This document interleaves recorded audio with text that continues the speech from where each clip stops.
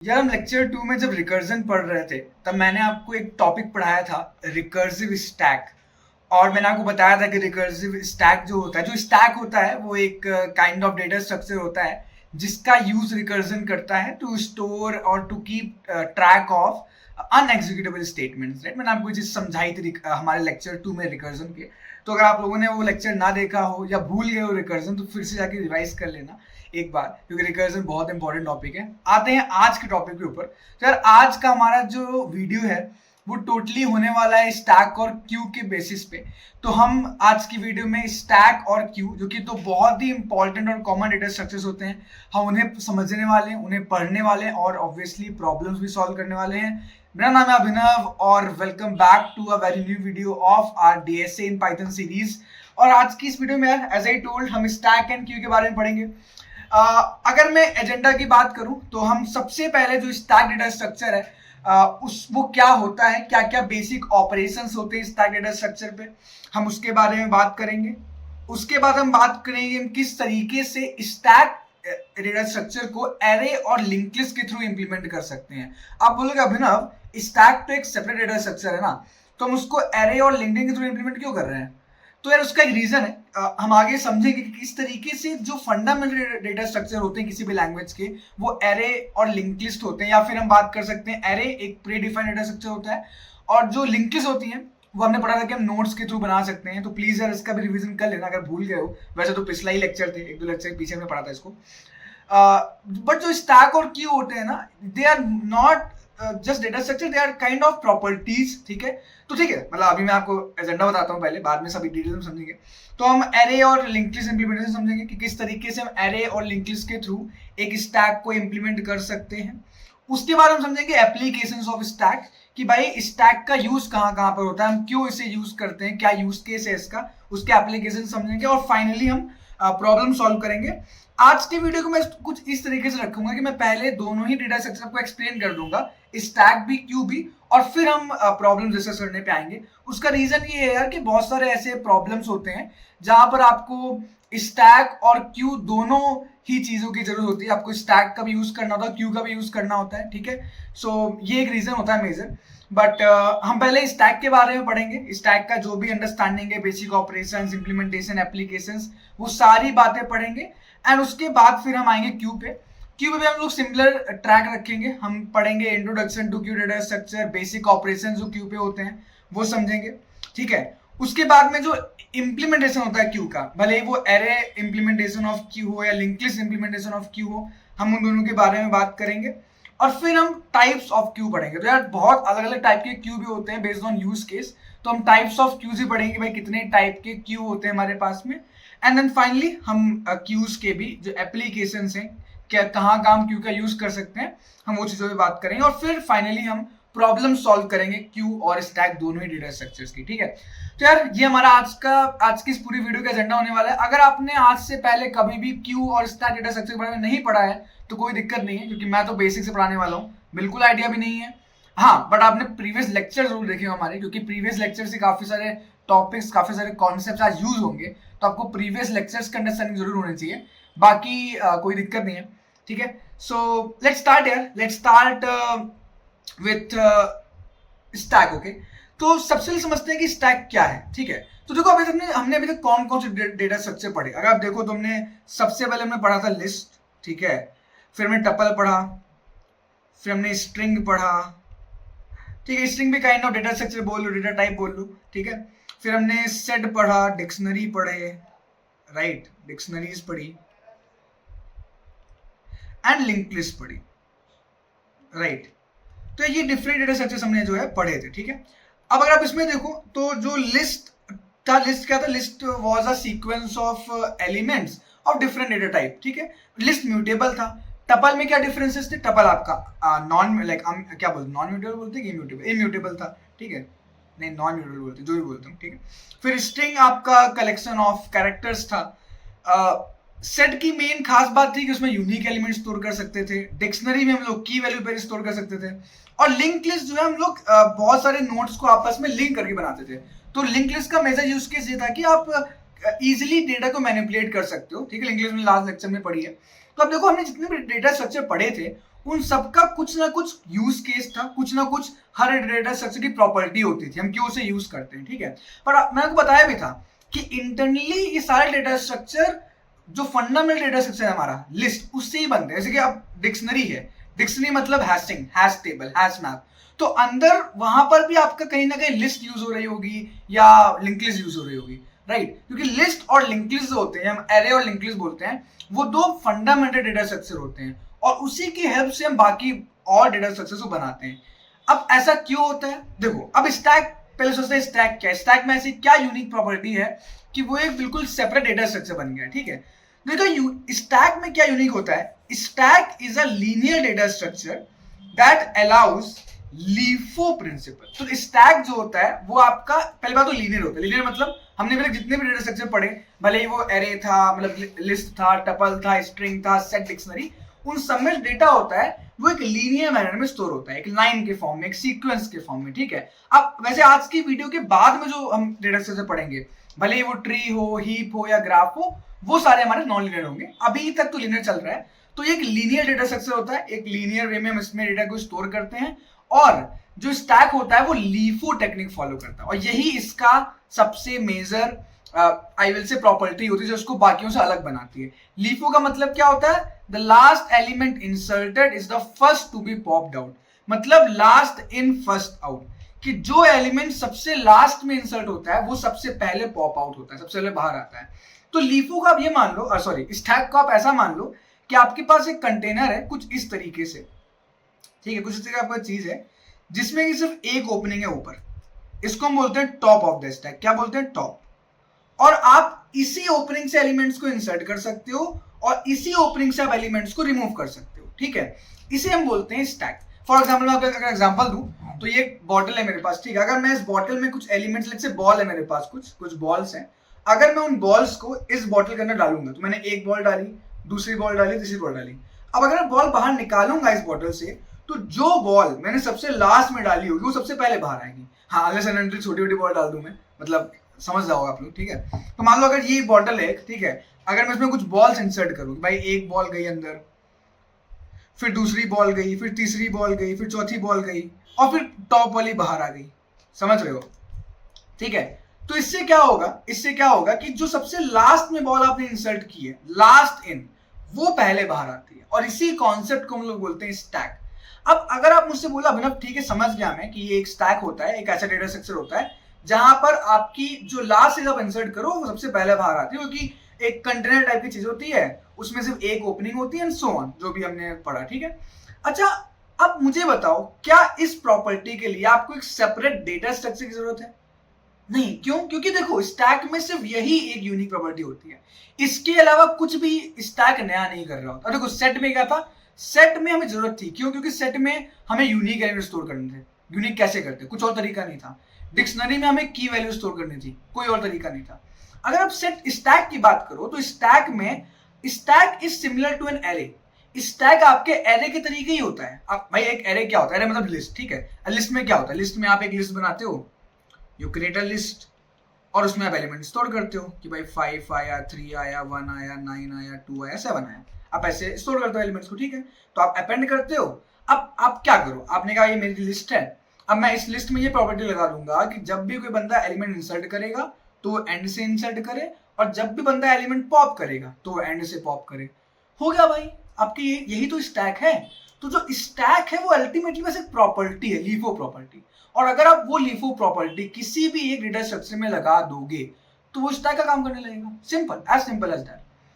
भाई अगर आप एरे में ऐसा रूल रख दोगे, भाई मैं एक एरे बना रहा हूं और इस एरे में मैं जब भी कुछ इंसर्ट करूंगा उसके लास्ट से करूंगा, और जब भी कुछ रिमूव करूंगा उसके लास्ट से करूंगा, मतलब मैं जब भी कोई इंसर्ट करूंगा एक साइड से करूंगा, रिमूव करूंगा उसी साइड से करूंगा, तो वो एरे भी, वो लिस्ट भी एक स्टैक का ही तो काम करेगा। बात समझ में आ रही है? ठीक है। अब मैं आपको उससे एग्जांपल देता हूं, ठीक है। वैसे पहले समझते हैं कि क्या क्या ऑपरेशंस होते हैं एक स्टैक में, और फिर हम उन सारे ऑपरेशंस को पहले एरे के थ्रू इंप्लीमेंट करेंगे, मतलब लिस्ट के थ्रू इंप्लीमेंट करेंगे, और फिर हम उन सारे ऑपरेशंस को लिंक लिस्ट के थ्रू इंप्लीमेंट करेंगे, ठीक है। दोनों चीजें हम लोग समझेंगे। तो सबसे पहले आते हैं कि भाई क्या क्या बेसिक ऑपरेशंस होते हैं। तो क्या मेजरली ये 5 बेसिक ऑपरेशंस स्टैक में होते हैं। पहला होता है पुश। पुश में क्या हो रहा होता है कि आपको स्टैक, जो भी आपको स्टैक दे रखा है, आप उसमें एलिमेंट्स को पुश करते हो। फॉर एग्जांपल मैंने बोला कि मैंने एक स्टैक बना लिया, ठीक है, तो मैंने एक स्टैक बना लिया है और इस स्टैक का नाम है st, ठीक है, और इस स्टैक में मैं क्या कर रहा हूं, इस स्टैक में मैं पुश कर रहा हूं 5। तो क्या होगा, तो अगर मैं इसमें 5 पुश करूंगा तो 5 इंसर्ट हो जाएगा, फिर मैं लेट से पुश कर रहा हूं 3 इंसर्ट हो जाएगा, ठीक है। तो जैसे जैसे मैं पुश करता जाऊंगा वैसे वैसे एलिमेंट्स इंसर्ट होते चले जाएंगे, ठीक है। अब जब मुझे पॉप करना होगा, मतलब जब मुझे रिमूव करना होगा, तो उसके लिए एक फंक्शन होता है पॉप। तो अब ये सारे, क्योंकि स्टैक कोई आपका डेटा स्ट्रक्चर तो होता नहीं है मतलब पाइथन में, वैसे बहुत सारी लाइब्रेरीज हैं जहाँ पर आप स्टैक को यूज कर सकते हो through a library, but I do not use any of that. मतलब मैं ये नहीं यूज करता हूँ कोई भी लाइब्रेरी, सिंपल एरे के थ्रू हम स्टैक को इंप्लीमेंट करते हैं, वो बेटर होता है, ठीक है। तो आपने कहा भाई ठीक है पॉप करना है, तो आपने पॉप का मतलब होता है कि आपको जो टॉप एलिमेंट है वो बाहर आ जाए। तो जो सबसे लास्ट में आपने इंसर्ट किया वो सबसे पहले बाहर आता है, ठीक है। फिर टॉप क्या होता है, टॉप का मतलब होता है जो भी टॉप पे एलिमेंट है उसको एक्सेस करना, रिमूव नहीं करना, सिर्फ एक्सेस करना है, उसको देखना कि भाई टॉप पे कौन सा एलिमेंट है, ठीक है। फिर आता है इज एम्प्टी और इज फुल। तो इज एम्प्टी और इज फुल दो मेजर फंक्शन होते हैं। इज एम्प्टी का काम होता है ये चेक करना कि क्या आपका स्टैक एम्प्टी है, और इज फुल का मतलब होता है क्या आपका स्टैक फुल हो चुका है। तो वैसे देखो फुल कभी नहीं होगा क्योंकि स्टैक डायनेमिक होता है, बट स्टिल कुछ ना कुछ लिमिट होती है। और कभी कभी हम लोग लिमिट डिफाइन कर देते हैं कि भाई एक स्टैक की लिमिट सिर्फ मान लो 100 है या 1000 है, इससे ऊपर लिमिट्स नहीं आ सकते हैं। तो ये भी एक फंक्शन होता है। और ऑब्वियसली साइज तो होता ही है, साइज या लेंथ आप बोल लो, ठीक है, वो होता ही है। तो इस तरीके से सारे आपके ऑपरेशन स्टैक में होते हैं। अब यार काफी थ्योरेटिकल बात कर ली, अब आते हैं थोड़ा सा इंप्लीमेंटेशन पे, वो सबसे ज्यादा इंपॉर्टेंट है एवल से, ठीक है।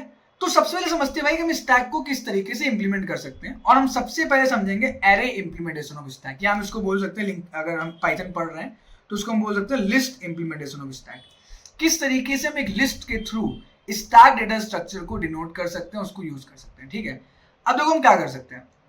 अब मान लो आपको स्टैक इंप्लीमेंट करना लिस्ट के थ्रू, तो मैंने क्या बोला, मैंने कहा भाई सिंपल सी बात है, बिल्कुल सिंपल सी बात है कि आप एक लिस्ट बना लो। मान लो आपने कहा मैंने एक लिस्ट बना ली, ठीक है, और उसमें आप बस एक प्रॉपर्टी लगा दो। क्या प्रॉपर्टी लगा दो कि उस लिस्ट के हमेशा आपको लास्ट से इंसर्ट करना है और उसके लास्ट से ही आपको पॉप भी करना है। That's it. इंसर्ट मतलब अपेंड, मतलब आप बीच से कोई भी एलिमेंट एक्सेस नहीं कर सकते हो, बीच में आप कहीं पर भी कुछ इंसर्ट नहीं कर सकते हो। अगर आप ये प्रॉपर्टी फॉलो करोगे लिस्ट में तो वो एक स्टैक का काम करेगा। दैट्स इट, वही तो स्टैक हुआ ना। तो कैसे इंप्लीमेंट करेंगे, तो हम क्या करते हैं, देखो दो तरीके इंप्लीमेंट करने के। एक तो हम क्लास बना के प्रॉपर ऑब्जेक्ट ओरिएंटेड बना के क्लास और फंक्शंस मतलब वेरिएबल और फंक्शन से क्लास बना सकते हैं। But I am not sure कि आप में से कितने लोगों को भी ऑब्जेक्ट ओरिएंटेड प्रोग्रामिंग की नॉलेज है, तो मैं थोड़ा सा बेसिक वे में इंप्लीमेंट करूंगा। वैसे अगर आप ऑनलाइन चेक करोगे, इंटरनेट पे चेक करोगे, तो क्लास बना के एक प्रॉपर ऊप्स फॉर्मेट पे इंप्लीमेंट होता है, ठीक है, स्टैक और क्यू दोनों ही चीजें। बट हम यहाँ पर बेसिक तरीके से इंप्लीमेंट करेंगे ताकि आपको समझ में भी आ जाए और उसका हम यूज भी कर सकते हैं प्रॉब्लम्स में। तो ऐसा नहीं कि नहीं यूज नहीं कर सकते, वैसा यूज करेंगे, ठीक है। तो मान लो मैंने क्या बोला, मैंने कहा कि मेरे को एक स्टैक बनाना है, ठीक है। तो स्टैक बनाने के लिए हम यहाँ पर एक लिस्ट ही बनाएंगे, बट उसको हम स्टैक के तरीके यूज करेंगे, ठीक है। तो मान लो मैंने कहा मैंने क्या लिस्ट बनाई, उसका नाम रखते हैं st। अब हम मान लेंगे ये एक स्टैक है, ठीक है। अब अगर मुझे इस लिस्ट में कुछ भी पुश करना है तो बेसिकली मैं अपने लिस्ट में कुछ ना कुछ अपेंड करूंगा। तो मान लो मैंने कहा st.append 8, ठीक है, sc.append 1, sc.append 3, sc.append 4। तो क्या हुआ बताइए। तो क्या कर रहे हैं बेसिकली, हम बेसिकली जिस स्टैक में हम कुछ नंबर्स को इंसर्ट कर रहे हैं, और ये कुछ भी हो सकते हैं, जरूरी नहीं कि सेम टाइप के हो, क्योंकि ये लिस्ट है, नॉर्मल लिस्ट है, कुछ भी इंसर्ट कर सकते हो आप। तो मान लो मैंने एग्जांपल ले लिया यहाँ पर कुछ इस तरीके से,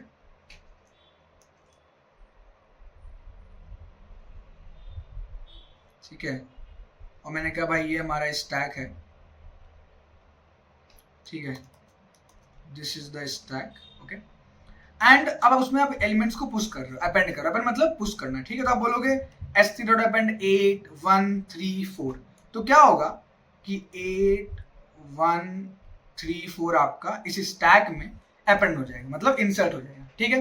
बात समझ में आ गई। अब देखो, अब जब आपने ये सारी चीजें यहाँ पे इंसर्ट कर दी, तो आपने ऐड कर दी, अब बारी आती है उसको रिमूव कैसे करोगे। तो दो तरीके होते हैं रिमूव करने के लिए। तो आप सिंपल पॉप फंक्शन यूज कर सकते हो। आपने कहा भाई मुझे इस स्टैक में कुछ पॉप करना है, तो मैं सिंपली लिखूंगा st.pop। तो अगर आप ये देखो अगर मैं अभी प्रिंट करूं तो आपका स्टैक कुछ इस तरीके से है 8134, ठीक है।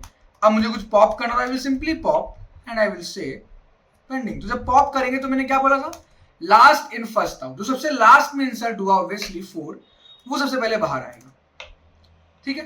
अगर आपको टॉप एक्सेस करना है कि भाई टॉप एलिमेंट कौन सा स्टैक का, तो टॉप बहुत इजीली एक्सेस कर सकते हो। टॉप का मतलब क्या होता है, लास्ट इंडेक्स, तो आप सिंपली -1 इंडेक्स एक्सेस कर सकते हो, ठीक है।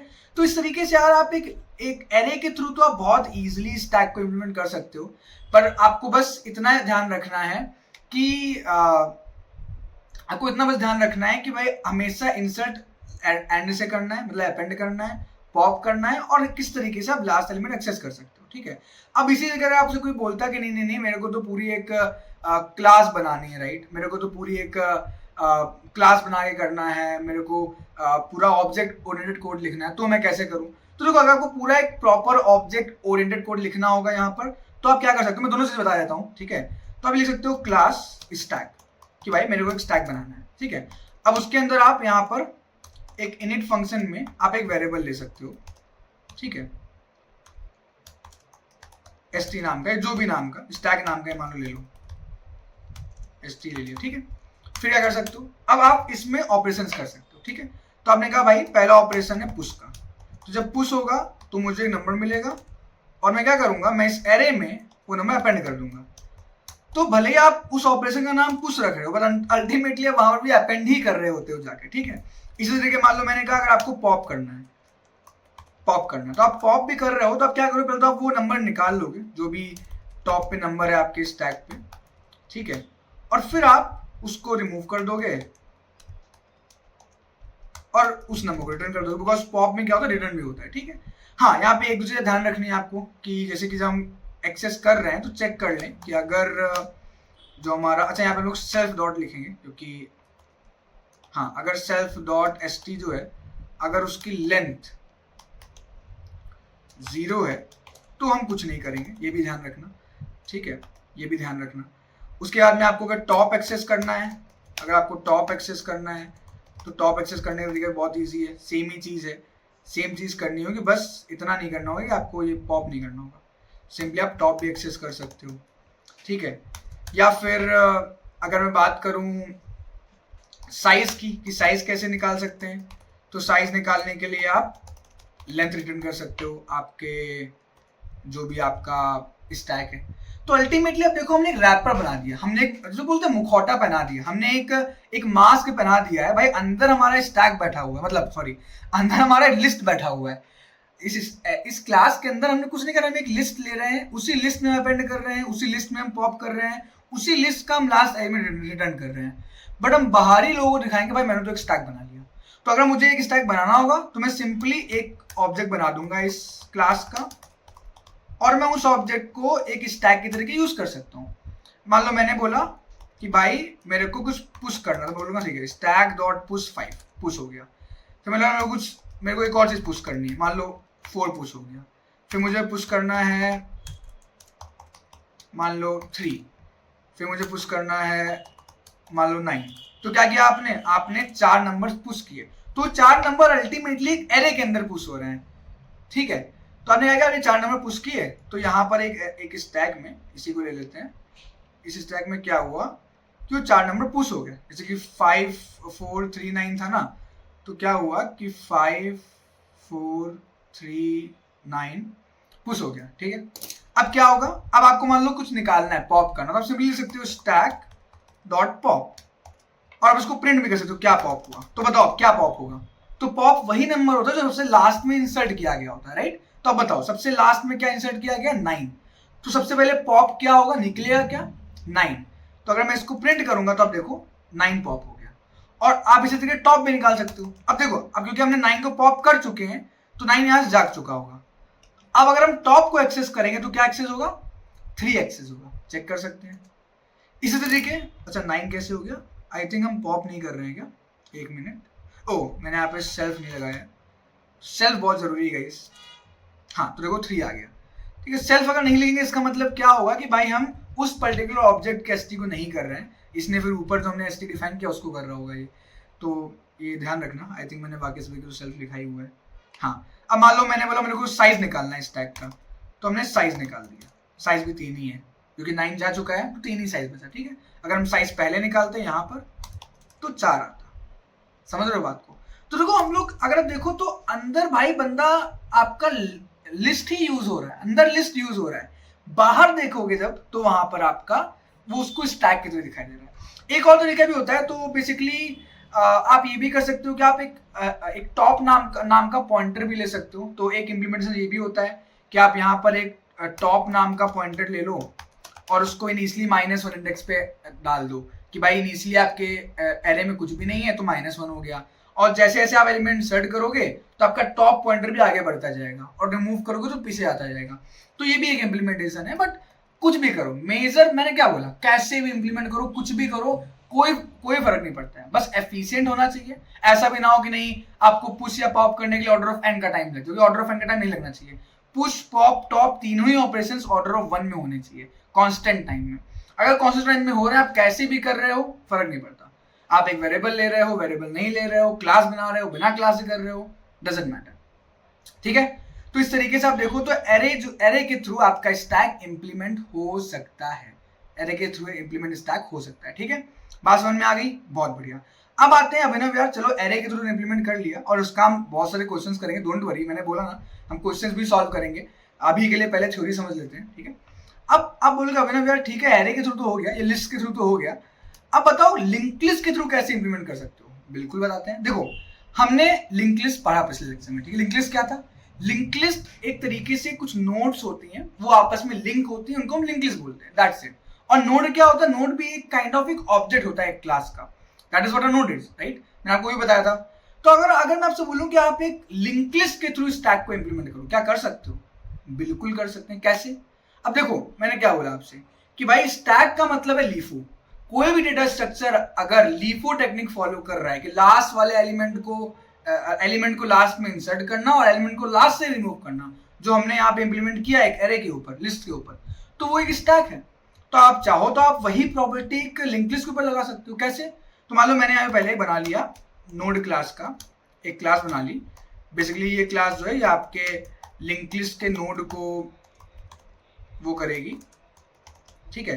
तो हमने कहा इनिशियली हमारा जो हेड है वो हमने कर दिया नल, और हम यहाँ पे एक टॉप पॉइंट एक टेल भी लेंगे। टेल मतलब ये टॉप लेंगे। टॉप बेसिकली आपके लास्ट वाले अच्छा आई थिंक हम लोग हेड से ही कर सकते, ठीक है, सही है, हेड से काम हो जाएगा, ठीक है। तो अब देखो हमने क्या किया कि हमने यहाँ पर बट आई थिंक हेड नहीं, इसमें तो नोड में तो हमारे पास डेटा होता है, और नोड में हमारे पास डेटा होगा और नेक्स्ट पॉइंटर होगा, ठीक है। तो हमने एक नोड बना लिया। अब ये इसी नोड का यूज करके हम हम पूरी अपने स्टैक को यूज करेंगे, ठीक है। अब यहाँ पे स्टैक कैसे बनेगा? तो मान लो आपको एक स्टैक बनाना है, ठीक है। तो क्या करेंगे हम सिर्फ सेम क्लास बनाएंगे स्टैक नाम की, ठीक है। फिर हम यहाँ पे लिखेंगे इनिट। अब यहाँ पर हम स्टैक को इंप्लीमेंट करने वाले हैं एक लिंक लिस्ट के थ्रू। कैसे हम लिंक लिस्ट के थ्रू स्टैक को इंप्लीमेंट कर सकते हैं? देखो यार मैंने क्या बोला कि जिस तरीके से आप एरे में या लिस्ट में लास्ट से इंसर्ट करो, लास्ट से रिमूव करो, मतलब एक एंड से कर रहे हो, सेम काम आप लिंक लिस्ट में करो। तो आप क्या करो, मान लो आपने कहा कि मेरे पास एक ये लिंक लिस्ट है, ठीक है, और मैं इस लिंक लिस्ट में, ठीक है, ये लिंक लिस्ट है मान लेते हैं, ओके, ठीक है। अब ये मान लो कि जो लिंक लिस्ट मैंने बनाई है यही आपका स्टैक है, ऐसा मान लो, ठीक है। अच्छा मैंने इसमें नंबर्स नहीं डाले, थोड़ा सा सर्कल बड़े बना देता हूँ मैं। तो मान लो ये आपकी लिंक लिस्ट है, ठीक है, नन है, और लिंक लिस्ट में आपके ये नंबर्स पड़े हुए हैं, ठीक है, और ये आपकी लिंक लिस्ट का हेड है, ठीक है, ये आपकी लिंक लिस्ट का हेड है, ओके। अब हम क्या करेंगे, अब हमें करना क्या है कि हमें इसको स्टैक मानना है। अब अगर मुझे इसमें नया एलिमेंट इंसर्ट करना तो मैं क्या करूंगा? तो आप बोलोगे अभिनव आप इसके यहां से इंसर्ट करो नया नोड, और रिमूव करना होगा तो आप लास्ट से करोगे। अब प्रॉब्लम ये कि अगर आप एंड से इंसर्ट रिमूव करोगे तो आपको इटरेट करना पड़ेगा, काफी कॉम्प्लेक्स हो जाएगा। क्या जरूरी है एंड से ही करें? ऐसा तो किसी ने नहीं बोला। स्टैक का मतलब होता है किसी एक एंड से, वो स्टार्ट भी हो सकता है एंड भी हो सकता है, कि किसी एक सिंगल एंड से इंसर्ट भी हो, रिमूव भी हो, पुश भी हो, पॉप भी हो। तो हम लिंक्ड लिस्ट केस में क्या मानते हैं कि हम लिंक्ड लिस्ट का जो हेड है उससे ही हम मान लेते हैं कि भाई जो हेड है आपका वहीं से ही हमें इंसर्ट करना है और वहीं से हमें पॉप करना है, ठीक है। और जो इनिशियली, और अब इस हेड को टॉप बोलते हैं बिकॉज स्टैक में हेड नहीं टॉप होता है, राइट। तो हम क्या करते हैं, हम इनिशियली जब अपना स्टैक बनाते हैं, ठीक है, तो हम अपने टॉप को नन मान के चलते हैं कि भाई इनिशियली कुछ भी नहीं है, नन है मेरा टॉप, उसकी कोई वैल्यू नहीं है, कुछ भी नहीं है। तो मैं क्या बोल रहा हूं कि जब इनिशियली बनाते हैं तो हम अपने टॉप को नन मान के चलते हैं कि भाई मुझे नहीं पता क्या है, ठीक है। अब मान लो अगर मुझे कुछ पुश करना होता है अपने स्टैक में which is implemented using linked list, तो मैं क्या करूंगा। अब देखो दो केस होंगे, अगर आपका टॉप करेंटली नन है, अगर आपका टॉप करेंटली नन है मतलब self dot top is none, कुछ भी लिख सकते हो, if it is none currently, तो हम क्या करेंगे, इस केस में हम सिंपली एक नई नोड बनाएंगे और उसको हम टॉप के साथ में, टॉप को हम उसमें असाइन कर देंगे। तो हमने एक नई नोड बनाई, नोड, उसमें एक्स की वैल्यू डाली और हमने टॉप को उससे असाइन कर दिया। तो नई नोड बनाई हमने ऐसे, ठीक है। तो क्या किया हमने कि हमने कहा भाई अगर नन है और मान लो मुझे पुश करना है एक नंबर 5, तो क्या होगा कि इस नन की जगह वो नंबर 5 आ जाएगा इस तरीके से, ठीक है, एक नोड आ जाएगी। अब मान लो मुझे एक और पुश करना है, अब बताओ, अब अगर मुझे कुछ और नंबर पुश करना होगा तो वो नंबर इसके पीछे से पुश होगा, कैसे पुश करेंगे।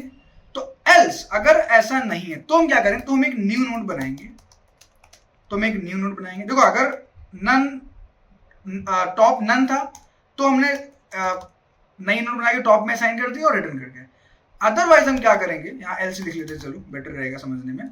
हम एक न्यू नोड बनाएंगे और फिर उसे हम टॉप के पहले लगाएंगे। अब इंसर्ट कैसे करते हैं लिंक्ड लिस्ट में, मैंने ऑलरेडी पिछले लेक्चर में समझाया हुआ है, आई होप सबको आता होगा। तो हम लिखेंगे new node dot next is equal to top, कि भाई न्यू नोड का जो नेक्स्ट है वो टॉप के इक्वल कर देंगे और फिर टॉप को हम उस न्यू नोड के इक्वल कर देंगे। तो मान लो अगर मुझे इसमें 4 को इंसर्ट करना है तो हम पहले नई नोड बनाएंगे 4, ठीक है, उसके नेक्स्ट को टॉप के इक्वल करेंगे। तो जो नई नोड है 4 उसके नेक्स्ट को टॉप के इक्वल किया और फिर टॉप को हम इस नई नोड के इक्वल कर देंगे।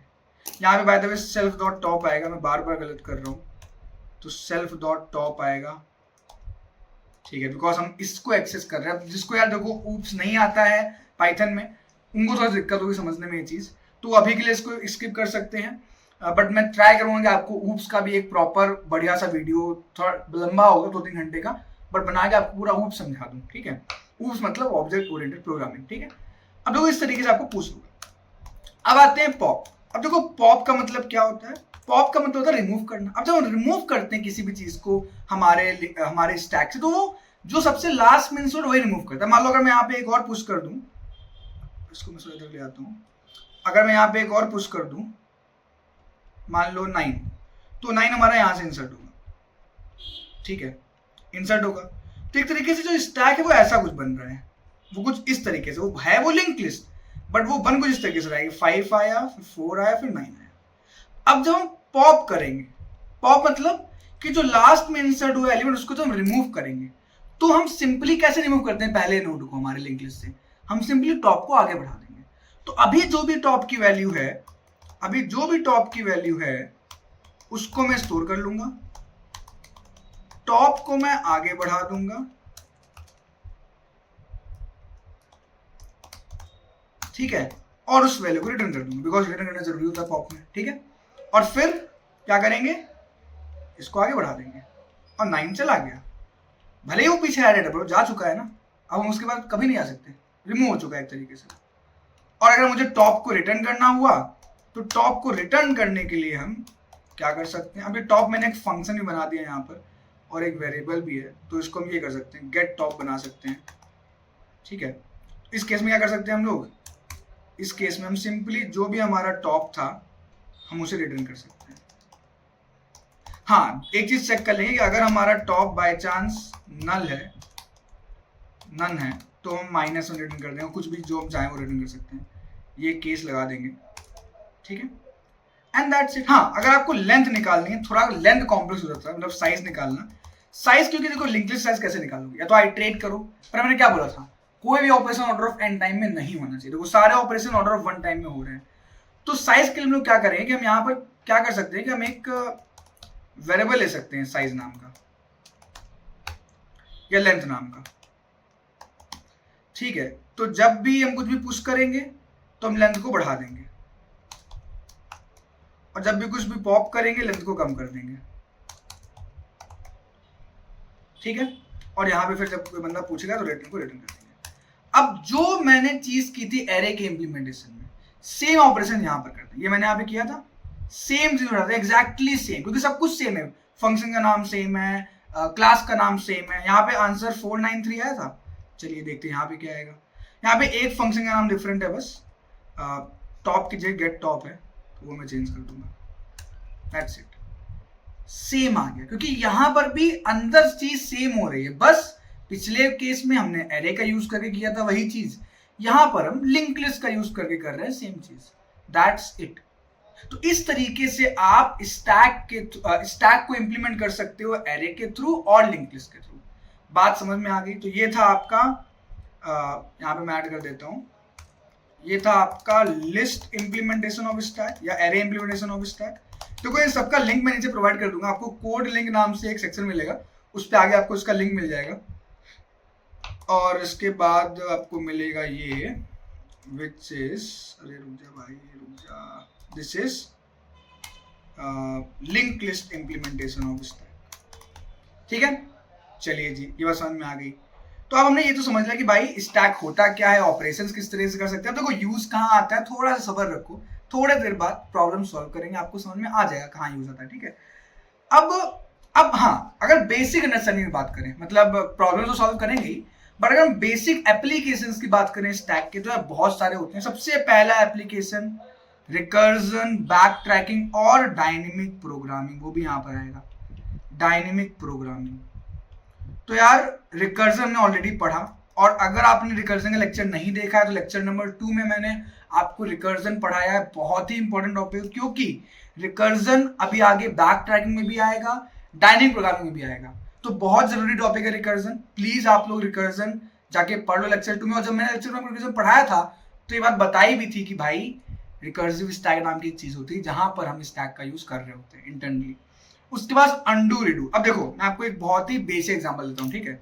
तो मान लो मैं यहाँ पे आया, ठीक है, और मैंने यहाँ पर leetcode.com सर्च किया। क्या सर्च किया? leetcode.com सर्च किया।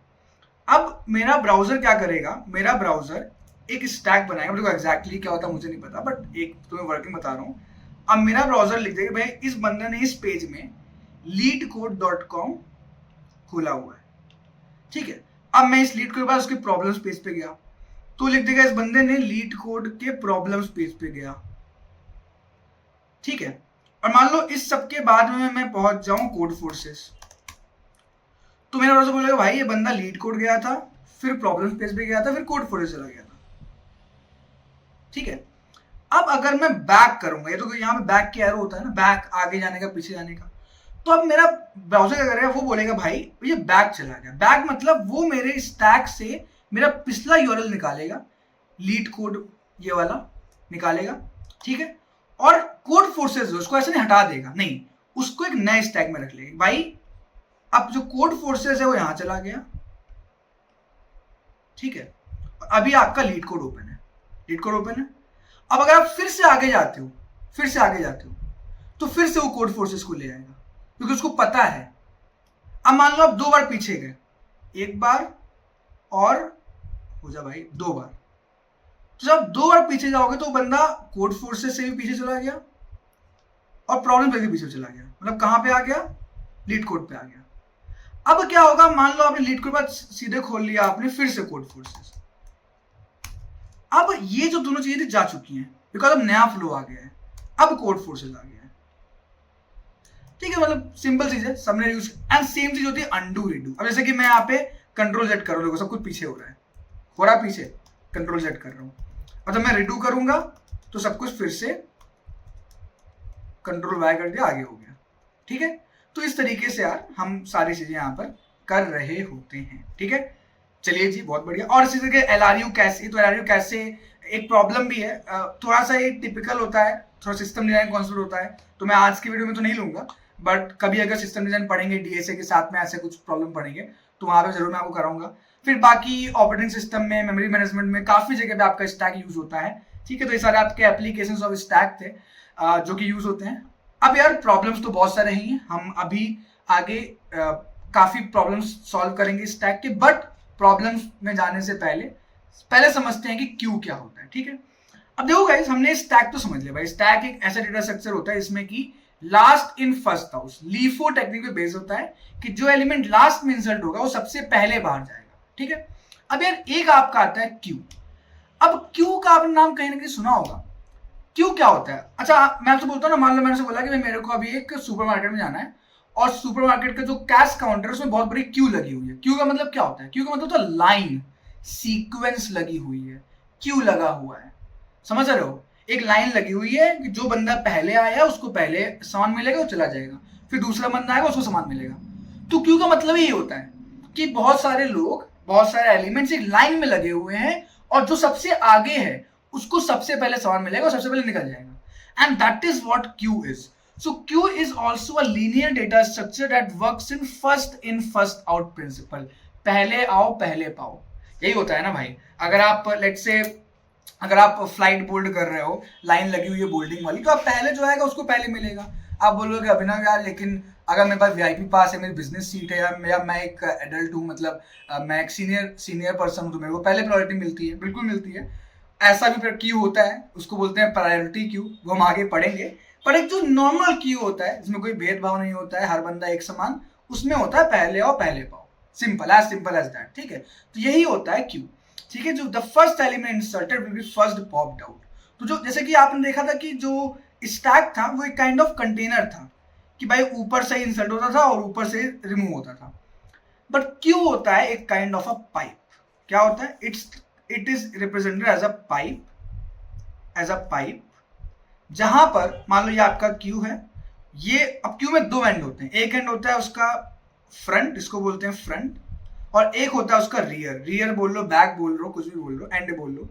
अब जब एलिमेंट्स इंसर्ट होते हैं तो वो बैक से होते हैं। तो मान लो आपको क्यू में कुछ पुश करना है, कुछ भी पुश करना है, मान लो 5 करना, तो 5 उसके बैक से इंसर्ट होगा। फिर मान लो आपको इसमें पुश करना है 4, तो वो भी बैक से होगा। फिर मान लो आपको इसमें पुश करना है 9, बैक से होगा। और जब पॉप होगा, या फिर अगर आप फ्रंट एलिमेंट एक्सेस करने का ट्राई करोगे, तो वो सब कुछ फ्रंट से होगा। तो रिमूव होता है, इंसर्ट होता है रियर से, बैक से, और रिमूव होता है फ्रंट से। ये होता है क्यू। अच्छा, मैं आपको क्यू का एक बहुत ही अच्छा क्लासिकल एग्जाम्पल बताता हूँ जो कि डेवलपमेंट में या सिस्टम डिजाइन में यूज होता है, ठीक है।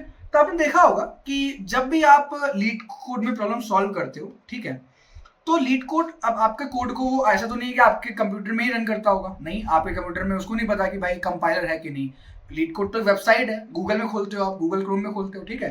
तो जब आप लीड कोड में किसी कोड को रन करते हो, मान लो मैं एक प्रॉब्लम खोलता हूँ लीड कोड का, ठीक है, ये एक बेसिक प्रॉब्लम है जो अभी सॉल्व भी करेंगे, और मैं इसका पिछला कोई भी कोड उठा लेता हूँ। तो मैंने पहले इसको सॉल्व करा होगा, ये पाइथन से मैंने सॉल्व करा हुआ है, मैं ये कोड इसका उठा लेता हूँ, ठीक है।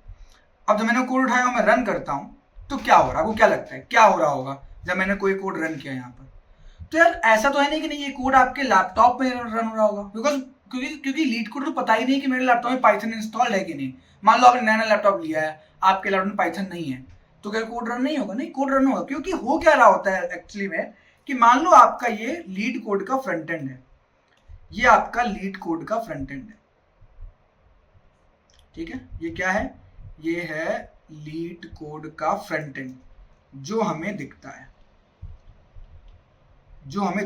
ठीक है। यहां पर हम लोग कोड लिखते हैं, और जब हम वो कोड को रन करते हैं, सबमिट करते हैं, तो वो कोड उठ के जो लीड कोड का बैकएंड है वहां पर जाता है। ये है लीड कोड का बैकएंड, ठीक है। और हमने यहां से कॉल मारी, वो बैकएंड में गया, बैकएंड ने उस कोड को रन किया और आपको वापस दिया। यही होता होगा, मैं आपको दिखा भी देता हूं इसको।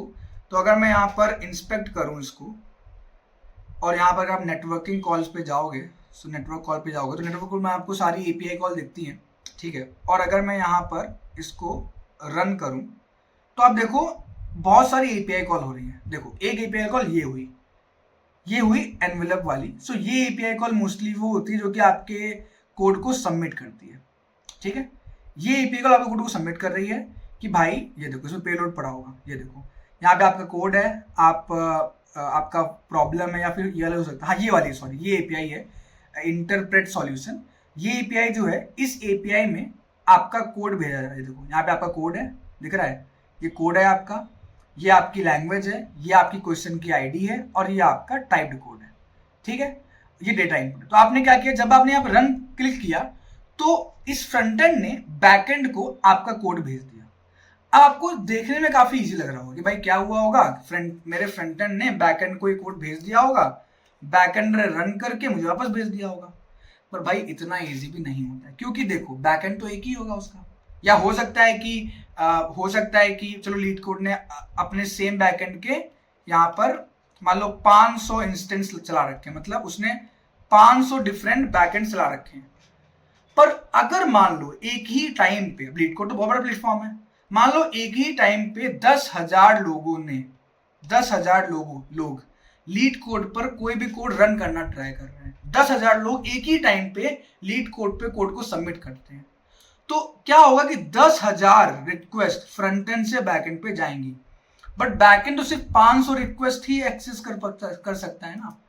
तो बाकी वो क्या होगा, फेल हो जाएंगी, कोड क्रैश हो जाएगा, एरर आ जाएगा आपको। क्या ये सही चीज है? ये सही चीज नहीं है, right. This is not a bad thing, this is not a good thing, this is a bad thing, ठीक है। तो क्या होता है, तो होता क्या है गाइस कि जब आप कोई भी कोड रन करते हो तो वो कोड डायरेक्टली बैकएंड पे नहीं जाता है, एक क्यू होती है, वो एक होती है कि क्योंकि 500 बैकएंड होता है, 500 क्यू, वो फिर बहुत हायर चला जाएगा, मैं उतना डीप में नहीं जाऊंगा सिस्टम डिजाइन में, बट एक क्यू होती है।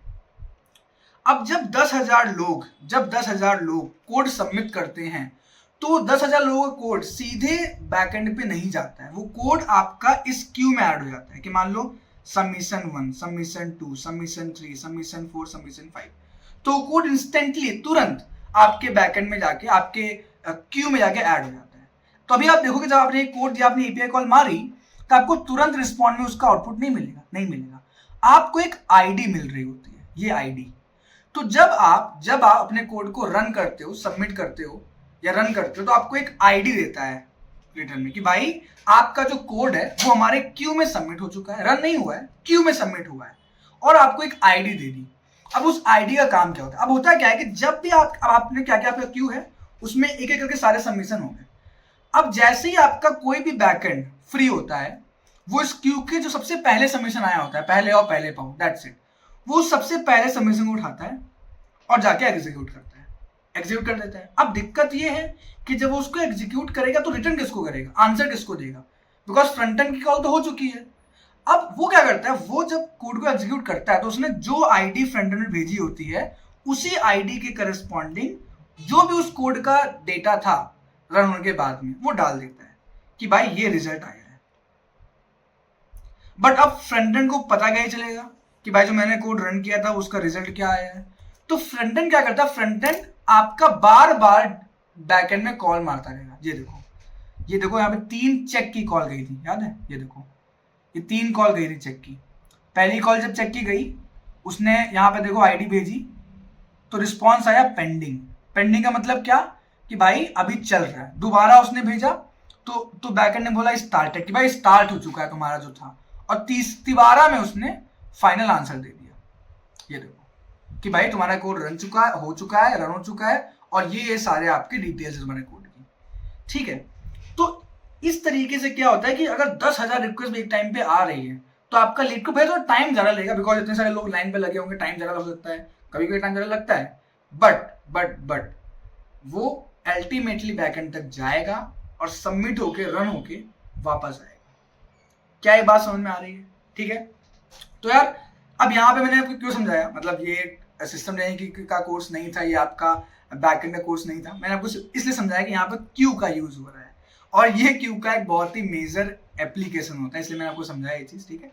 तो आई होप आपको समझ में आ गई होगी, नहीं भी आई है, थोड़ा सा एडवांस है तो आप स्किप कर सकते हो, ठीक है। हाँ, तो ये होता है क्यू डेटा स्ट्रक्चर, ठीक है। अब जैसा मैंने आपको बताया, just like stack data structure, जो क्यू भी होता है वो कोई बहुत फंडामेंटल डेटा स्ट्रक्चर तो होता नहीं है, वो भी एक इस तरीके का होता है।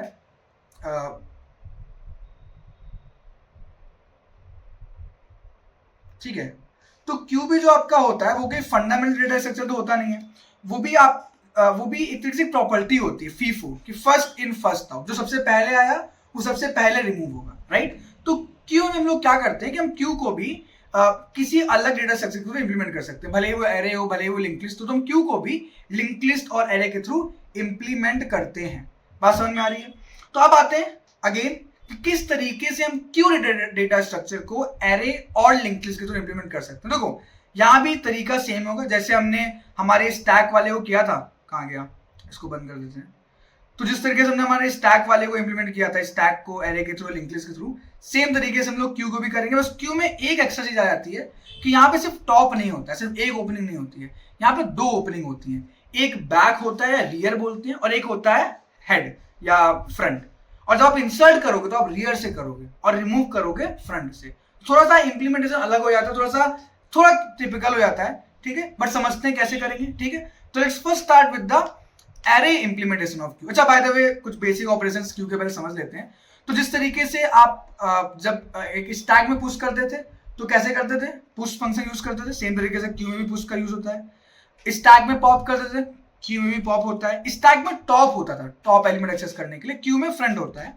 और फिर वही is empty, is full by empty है कि नहीं, फुल है कि नहीं, और साइज वाला ऑब्वियसली, ठीक है। तो एक काम करते हैं, इन सारी ऑपरेशंस को इंप्लीमेंट करके देखते हैं आपके कि किस तरीके से इंप्लीमेंट कर सकते हैं लिस्ट और लिंक लिस्ट के through. By the way guys, मैंने जो यहाँ पे इंप्लीमेंट कराया था इसमें मैंने कहीं भी इज फुल या इज एम्प्टी का फंक्शन नहीं रखा है। देखो इज एम्प्टी बेसिक है, इज एम्प्टी में आप क्या कर सकते हो, आप सिंपली साइज चेक कर लो, अगर साइज 0 मतलब इज एम्प्टी है। बट एक और चीज हो सकती है इज फुल। तो क्या होता है कि कभी कभी हमें एक लिमिट देनी होती है, भाई मेरे स्टैक में सिर्फ इतने नंबर्स हैं, इससे ऊपर नंबर्स ना है, तो उस केस में हम लोग इज फुल नाम का फंक्शन में रख सकते हैं। पर यहाँ मैंने कोई लिमिट नहीं रखी, कोई कैपेसिटी नहीं है, आप कितने एलिमेंट स्टोर कर सकते हो स्टैक में, तो इसलिए एज सच उसकी रिक्वायरमेंट नहीं है। आप चाहो तो वो भी एक फंक्शन ऐड कर सकते हो, ठीक है। चलो जी, ये बात समझ में आ गई, स्टैक क्या होता है, क्यू क्या है। अब आते हैं क्यू के इम्प्लीमेंटेशन पे, and once implementation is done, फिर हम फाइनली प्रॉब्लम्स डिस्कस करेंगे and we will use stack and queue in our problems. Okay, चलो जी, ठीक है। अब देखो यार, जो क्यू का इम्प्लीमेंटेशन होता है यूजिंग लिस्ट या यूजिंग लिंक लिस्ट, वो सिमिलर टू होता है ऐसे हमने स्टैक में किया था। बस इतना डिफरेंस होता है कि जो स्टैक में हम करते थे ना इम्प्लीमेंटेशन, तो वहां पर हम पुश और पॉप दोनों चीजें एक एंड से कर रहे होते थे। अगर वो एरे है तो हम एरे के एंड से करते थे, और अगर वो लिंक लिस्ट है तो हम लिंक लिस्ट के हेड से करते थे, राइट। अब क्यू के केस में क्या होता है कि यहाँ पर आपका पुश होता है रियर पार्ट से, बैक से, मतलब एक एंड से पुश होता है और एक एंड से पॉप होता है, ये डिफरेंस है। तो वहां पर किस तरीके से इंप्लीमेंट कर सकते हो वो थोड़ा सा एक पॉइंट रहता है, ठीक है। अब जो हम करेंगे क्या यहाँ पर, आई विल टेल यू कि देखो फॉर एग्जाम्पल अगर हम एरे इंप्लीमेंटेशन की बात करें, ठीक है, तो क्या होगा, सिंपली सबसे पहले आप एक एरे लोगे, ठीक है। तो फॉर एग्जाम्पल आपने एक एरे ली या आपने एक लिस्ट ली, ठीक है, और वो लिस्ट अभी कुछ इस तरीके से है, इस तरीके से, ठीक है। अब मान लो अगर आपको इस लिस्ट को एक क्यू के फॉर्म में रिप्रेजेंट करना है, ठीक है, तो आप क्या करोगे, तो आप बोलोगे यार जब भी मुझे कुछ भी पुश करना होगा, तो मान लो ये इसका हम रियर मान लेंगे, तो जो आपकी एरे का बैक है वही हम लोग क्यू का बैक मान लेंगे और उसके पीछे से रियर करेंगे, मतलब इंसर्ट करेंगे, जस्ट लाइक हम लोग अपेंड करते हैं लिस्ट में।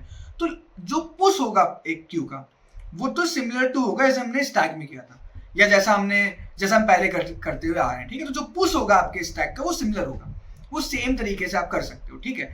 तो मान लो आपको आप एक इंसर्ट करना है कि मान लो पुश 5, तो 5 इंसर्ट हो गया। फिर मान लो आपको करना है पुश 4 इंसर्ट हो गया, push 1, push 9 and so on.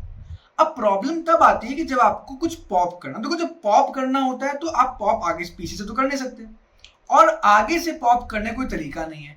या तो आप अपनी लिस्ट को स्लाइस करो या कोई पॉप मेथड यूज करो, इंडेक्स के बेसिस पे पॉप करो। पर आपको पता होगा अगर आप इंडेक्स के बेसिस पे पॉप करते हो या फिर अगर आप कोई स्लाइस मेथड यूज करते हो, सॉरी अगर आप कोई मेथड यूज करते हो स्पेसिफिक पॉप करने का, तो उसमें ऑर्डर ऑफ एन की टाइम कॉम्प्लेक्सिटी हो जाती है। और मैंने क्या बोला था, आपको सारे ऑपरेशंस ऑर्डर ऑफ 1 टाइम में करने हैं। तो उस केस में आप किस तरीके से इंप्लीमेंट कर सकते हो, देखो होता है क्या उस केस में यार कि जब हम एलिमेंट्स पुश कर रहे होते हैं, मान लो मैंने आप एक 7 और पुश कर दिया, तो फिर तो आप सिंपली एरे के लिस्ट के एंड में पुश करते चले जाते हो कि भाई अगर ये है तो 0 1 2 इंडेक्सिंग हो गई और एलिमेंट्स पुश होते चले गए, ठीक है। अब अगर किसी को फ्रंट एलिमेंट निकालना है तो आप बोलोगे यार ये फ्रंट एलिमेंट है, पर हम करते क्या इस केस में, हम एक फ्रंट नाम का पॉइंटर ले लेते हैं जो कि इनिशियली -1 होता है। तो अगर कोई भी एलिमेंट नहीं है तो वो -1 होता है, ठीक है। और हम क्या करते हैं कि हम उस फ्रंट को अपने फ्रंट एलिमेंट पे रखते हैं। तो मान लो किसी को पता करना है कि अभी आपका क्यू क्या है, अभी आपका क्यू है 5 4 1 9 7, फ्रंट अगर निकाला तो आप बोलोगे भाई 5 फ्रंट है। अब मान लो किसी को करना है पॉप, अब जब पॉप करना है तो जो 5 है वो आपका क्यू से रिमूव हो जाना चाहिए, राइट। तो हम क्या करते हैं, हम अपने फ्रंट को आगे बढ़ा देते हैं। मतलब हम ये बोलते हैं कि भाई अब हमारा फ्रंट 4 है और अब हमारा क्यू 4 से स्टार्ट हो रहा है। तो भले ही एरे में आपका 5 पड़ा हो स्टार्टिंग में, डजंट मैटर, पर आपका जो क्यू है उसको हम कंसिडर करते हैं कि इस फ्रंट पॉइंटर से स्टार्ट हो रहा है। बात समझ में आई? तो इस तरीके से करता है। अब इसमें एक चीज ये भी आती है यार कि थोड़ी मेमोरी वेस्ट होगी क्योंकि आगे के एलिमेंट्स मैंने यूज के नहीं है, तो उसमें बहुत सारा सर्कुलर एरे कॉन्सेप्ट आता है, बहुत सारी चीजें होती हैं, बट हम उतना डेप्थ में नहीं जाएंगे। हमारा मेन एजेंडा देखो प्रॉब्लम सॉल्व करना है, पर आप लोग उसको पढ़ सकते हो, ठीक है। तो कैसे करेंगे, अब देखो अगर मैं यहाँ पे सेम इम्प्लीमेंटेशन कॉपी कर लूँ जो हमने स्टैक के लिए किया था, ये था, मैं सेम कॉपी करता हूँ, ठीक है। तो अब हम क्यू के लिए कैसे करेंगे, ठीक है। तो हम लिखेंगे लिस्ट इम्प्लीमेंटेशन ऑफ क्यू पहली बात तो, ठीक है। क्यू में यहाँ पे हमने क्लास का नाम बना लिया क्यू, यहाँ पे ले लिया क्यू। अब देखो मैंने क्या बोला, जब क्यू में पुश होगा तो क्यू का पुश जैसे हम स्टैक में पुश करते हैं तो वैसा ही होगा, एरे के लास्ट में एलिमेंट ऐड हो जाएगा, ठीक है। जैसे यहाँ पे मान लो एक और एलिमेंट इंसर्ट करना हो तो अब यहाँ पे सिंपली इंसर्ट कर दो एरे के लास्ट में, ठीक है। अब एक चीज और आएगी यहाँ पर कि आपका एक फ्रंट पॉइंटर भी आ जाएगा जो कि इनिशियली -1 रहेगा, ठीक है, जो कि इनिशियली -1 रहेगा।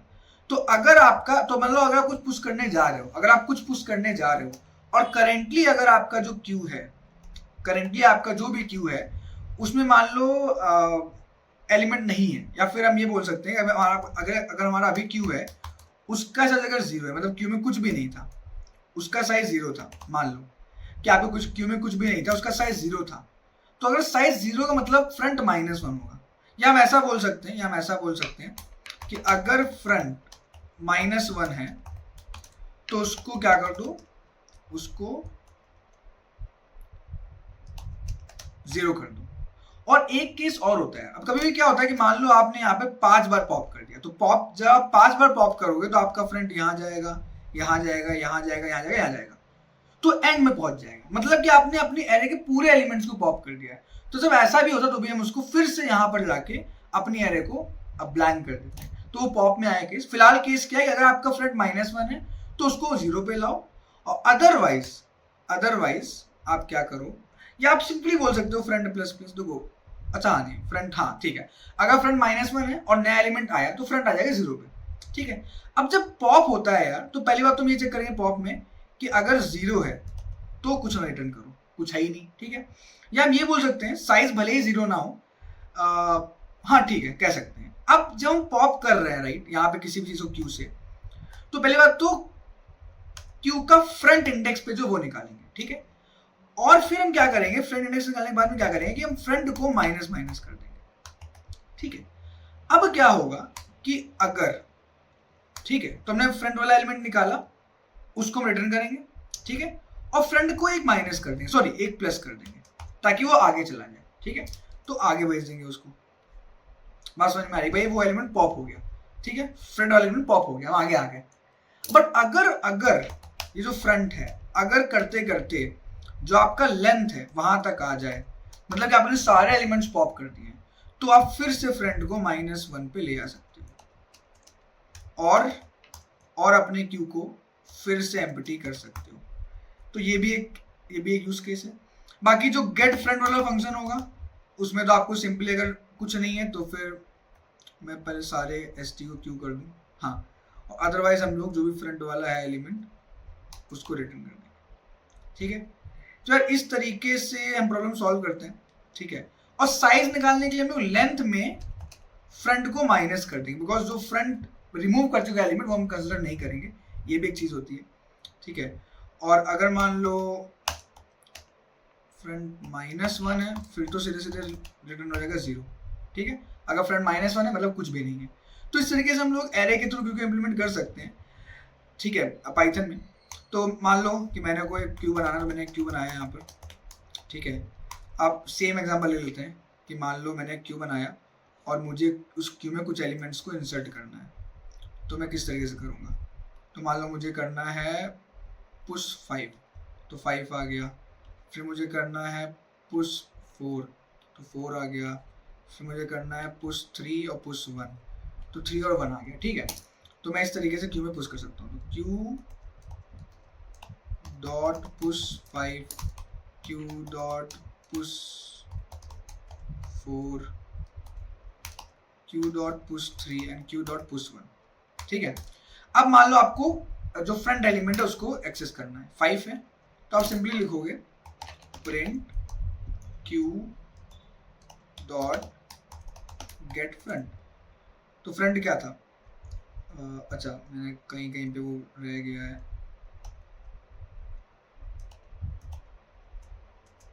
हाँ, तो फ्रंट 5 था, 5 आ गया।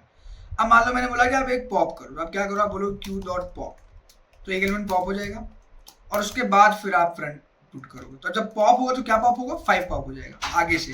ठीक है, तो अगर आगे से 5 पॉप हो जाएगा तो फिर आप क्या करोगे, तो फिर आप जो 4 है वो आपका आउटपुट हो जाएगा। ठीक है, और आपको लेंथ निकालनी, तो लेंथ क्या बची, 3 बची लेंथ। ठीक है, क्योंकि तो फिर हमने यहाँ लिख दिया print Q dot size. Okay, so Q dot size. Okay, so this is what happens. Okay, इस तरीके से पूरा काम होगा। ओके, सो ये है हमारा। ओके, अब नेक्स्ट हम लोग क्या कर सकते हैं, ये तो हमारा हो गया लिस्ट इंप्लीमेंटेशन ऑफ क्यू, कि हम लिस्ट के थ्रू कैसे इंप्लीमेंट कर सकते हैं। अब अगर आप चाहो तो हम इसको लिंक लिस्ट के थ्रू भी कर सकते हैं। अब देखो लिंक लिस्ट इंप्लीमेंटेशन भी आपका जो हमने स्टैक में किया था वैसा ही रहेगा, इवन थोड़ा और बेटर ही रहेगा। तो देखो स्टैक में अगर हम लोग स्टैक में तो हम लोग सिंपली लिंक लिस्ट बनाते थे, मान लो इस तरीके से, जिसमें इनिशियली नल रहता था, फिर हम उसमें एलिमेंट्स ऐड करते थे। ठीक है, अब लिंक लिस्ट में हम लोग क्या करते थे कि हमें जब भी एलिमेंट को ऐड करना होता था तो हम लोग सिंपली यही हेड, ये हमारा होता था टॉप, तो हम टॉप पे ही ऐड कर देते थे। ठीक है, अब यार क्यू के केस में क्या, क्यू के केस में हमारा टॉप तो रहेगा नहीं, क्यू के केस में हमारा रहेगा फ्रंट। अब क्यू में हमें जब पॉप करना है तो फिर हम सिंपली फ्रंट वाला पॉप कर सकते हैं, फ्रंट वाला रिटर्न कर सकते हैं। बट यहाँ तो हमें जब इंसर्ट करना हो तो हम इंसर्ट तो ऐसे नहीं कर पाएंगे फ्रंट से, हमें इंसर्ट करना पड़ेगा रियर पे। तो क्या करते हैं, रियर पॉइंटर पे लेके चलते हैं। तो एक फ्रंट भी होता है, रियर भी होता है। कैसे होता है मैं आपको बताता हूँ। तो देखो क्या होता है, मैं सिर्फ इतना कॉपी करूंगा यहाँ से जो ये था। तो जब हम लोग link list implementation of Q करते हैं तो उसमें क्या करते हैं कि हम एक नोड लेते हैं, पहले तो क्यू की लिंक लिस्ट की नोड लेते हैं, एक क्लास बनाएंगे क्यू। ठीक है, अब इसमें जो हम लोग डिफाइन करेंगे, सो डेफिनेशन में दो चीजें होंगी। ठीक है, एक तो होगा फ्रंट पॉइंटर जो कि नन होगा, और एक होगा रियर पॉइंटर जो कि नन होगा, और आप चाहो तो एक लेंथ भी ले सकते हो जो कि इनिशियली 0 होगी लेंथ निकालने के लिए। ठीक है, अब हम क्या करेंगे, जब हमें पुश करना होगा यहाँ पे कुछ भी, जब हमें कुछ भी पुश करना होगा नए एलिमेंट को, तो हम क्या करेंगे। अब देखो अगर हमें कुछ भी एलिमेंट पुश करना है और करेंटली मेरा फ्रंट और रियर दोनों नल है, तो दोनों ही नल होंगे, ऐसा तो नहीं तो एक नल होगा। तो अगर मान लो मेरा जो फ्रंट है वो नन है और मुझे एक नई नोड इंसर्ट करनी है, एक नई नोड बनानी है, तो मैं पहले एक नई नोड बना लूंगा obviously, new node is equal to node X. और अगर मेरा करेंटली अगर मेरा फ्रंट नन है तो मैं अपने फ्रंट को भी उस न्यू नोड के इक्वल कर दूंगा और मैं अपने रियर को भी उस न्यू नोड के इक्वल कर दूंगा। तो मान लो अभी मेरे दोनों नल है, तो मान लो अभी मेरे पास कुछ भी नहीं है। ठीक है, और मुझे कुछ इंसर्ट करना, मान लो मुझे पुश करना है 7, अभी दोनों नन है तो इनिशियली दोनों नन होंगे। तो अगर दोनों नन है, एक भी नन है, तो क्या करेंगे, हम नई नोड बनाएंगे 7 और उसको हम लोग फ्रंट भी वहीं पे असाइन कर देंगे, रियर वहीं पे असाइन कर देंगे। ठीक है, अब मान लो बंदे को एक नई नोड इंसर्ट करनी है, नई नोड, मान लो अब मुझे पुश करना है यहाँ पर 6। अब जो 6 पुश होगा वो इसके आगे से पुश होगा, तो जो नई नोड होगी वो हम लिखेंगे यहाँ पर एल्स पे आएंगे और लिखेंगे else self dot rear dot next is equal to new node and then self rear is equal to new node. तो अगर ऐसा होगा तो हम क्या करेंगे कि हम यहाँ पर न्यू नोड बनाएंगे, मान लो 6 वैल्यू की। ठीक है, 6 की, और जो ये रियर है ना उसके नेक्स्ट पे उसको डाल देंगे, ये देखो डाल दिया, और फिर रियर को वहां पर ले जाएंगे। मान लो एक और इंसर्ट करना है, तो एक और इंसर्ट करना है, मान लो मुझे करना है पुश 10, तो मैं 10 की बनाऊंगा, उसको रियर के नेक्स्ट में डाल देंगे और रियर को आगे बढ़ा देंगे। ठीक है, इस तरीके से आप ऐड करोगे रियर पे। अब जब पॉप करना होगा तो क्या करेंगे, अब देखो जब पॉप करना होगा तो क्या करते हैं हम लोग, जब पॉप करना होगा, देखो पॉप में पहली चीज तो ये कि अगर मेरा फ्रंट नन है, मतलब कुछ है ही नहीं, तो हम क्या पॉप करेंगे, तो हम सिंपली रिटर्न कर देंगे -1। अदरवाइज हमें पॉप करना होगा। पॉप करने का बेस्ट तरीका है, क्या करो, पहले तो वैल्यू स्टोर कर लो कहीं पर, जो भी फ्रंट की वैल्यू, क्योंकि फ्रंट से पॉप करना होता है, उसको स्टोर कर लिया, फिर फ्रंट को आगे बढ़ा दिया। ठीक है, तो उन्होंने कहा भाई फ्रंट की वैल्यू जो है 7 उसको स्टोर कर लो और फ्रंट को आगे बढ़ा दो। तो सिंपल मतलब क्या हुआ कि भाई फ्रंट डिलीट हो गया, पॉप हो गया, और उसको यहाँ पे रिटर्न कर दो। इसमें एक दिक्कत ये भी आती है कि कभी कभी आप मान लो आपने 3 बार पॉप कर दिया, तो 7 भी गया, 6 भी गया, 10 भी गया, तो फ्रंट आपका हो जाएगा नन। तो जैसे ही फ्रंट नन हो जाए तो समझ जाओ कि भाई सारी वैल्यू पॉप हो चुकी है। तो अगर इसको बढ़ाने के बाद अगर फ्रंट नन हो चुका है तो क्या करो, तो फिर नेक्स्ट को भी नन कर दो, रियर को भी नन कर दो, क्योंकि उसका मतलब यही है कि भाई आपका जो वो है वो खत्म हो चुका है। ठीक है, और अगर मुझे यहाँ पे गेट फ्रंट करना है, फ्रंट एलिमेंट एक्सेस करना है, तो उसके लिए भी सिंपल है कि अगर फ्रंट नन है तो कुछ नहीं, और अदरवाइज जो भी आपका फ्रंट एलिमेंट है उसे रिटर्न कर दो। तो बेसिक है, ठीक है, बेसिक है। अगर आप चाहो तो मैं सेम वैल्यूज यूज कर सकता हूँ। हाँ साइज भी, हाँ तो साइज याद रखो कि जब भी कुछ भी पुश हो रहा है तो साइज बढ़ेगा, और जब भी कुछ भी पॉप हो रहा है तो साइज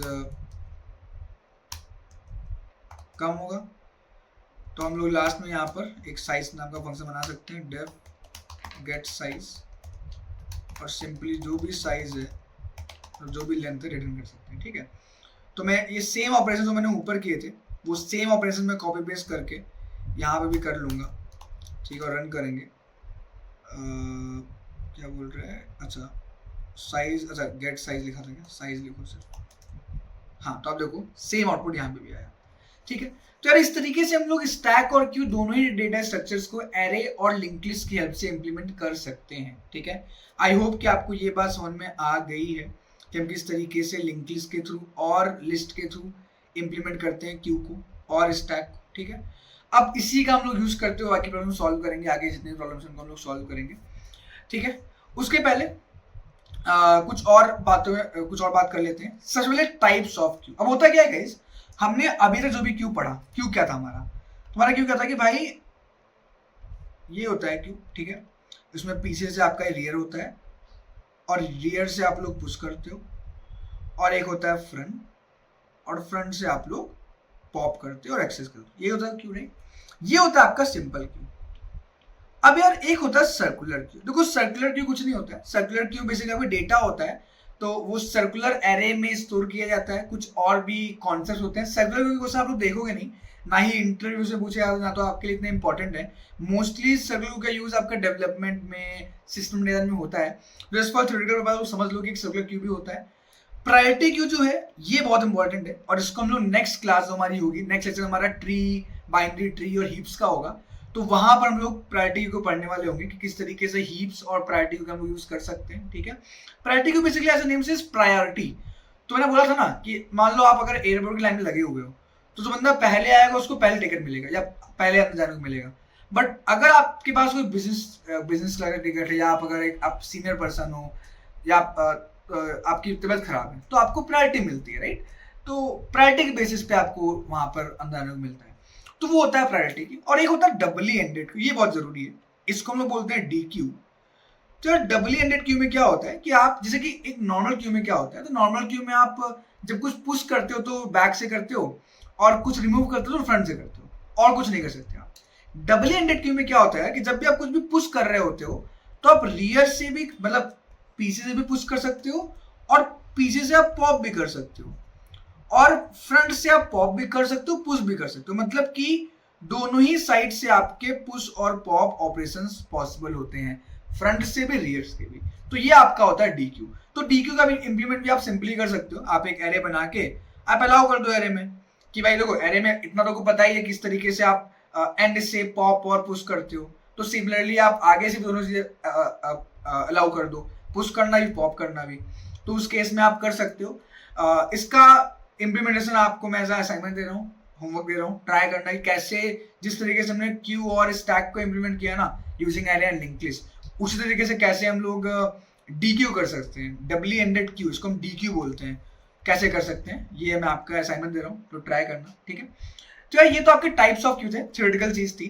अब प्रॉब्लम समझने से पहले एक बार एक चीज और देख लेते हैं, एप्लीकेशंस ऑफ क्यू। तो देखो क्यू का सबसे मेजर एप्लीकेशन होता है, सबसे ज्यादा यूज जहां पर होता है वो मैंने आपको दिखा दिया। मतलब ऐसा नहीं कि सिर्फ इसीलिए होता है कि भाई लीड कोड ये सब कर रहे होते हैं, ऐसा नहीं है। तो भले ही वो ऑपरेटिंग सिस्टम में शेड्यूलिंग हो, मैसेज शेड्यूलिंग हो, टास्क शेड्यूलिंग, कुछ भी हो, जहां भी शेड्यूलिंग क्यूइंग आती है वहां सब जगह पे आप देखो क्यू का यूज होता है। तो मोस्टली क्यू का यूज भी यार आपका बहुत जगह इंटरनली होता है, बहुत ज्यादा यूज होते हैं, नेटवर्किंग में बहुत यूज होता है, एल्गोरिथम में तो यूज होता ही है।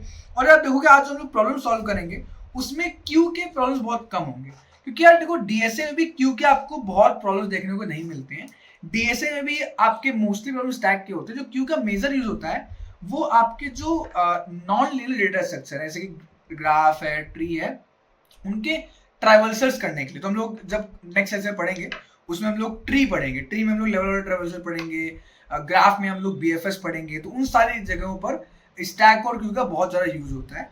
पर कुछ क्वेश्चंस भी हैं, तो जो भी कुछ अच्छे क्वेश्चंस हैं जो मैंने आज के लिए सिलेक्ट करे हुए हैं वो हम सॉल्व करेंगे। बट स्टैक और क्यू आज लास्ट क्लास नहीं है, आगे आने वाले जो लेक्चर्स है ना ट्री और ग्राफ के, वहां भी हम लोग स्टैक और क्यू का बहुत ज़्यादा यूज करने वाले हैं। तो वो तो करेंगे, पहले आज से कुछ प्रॉब्लम सॉल्व कर लेते हैं और आई होप कि आपको थ्योरी समझ में आ गई होगी, ठीक है।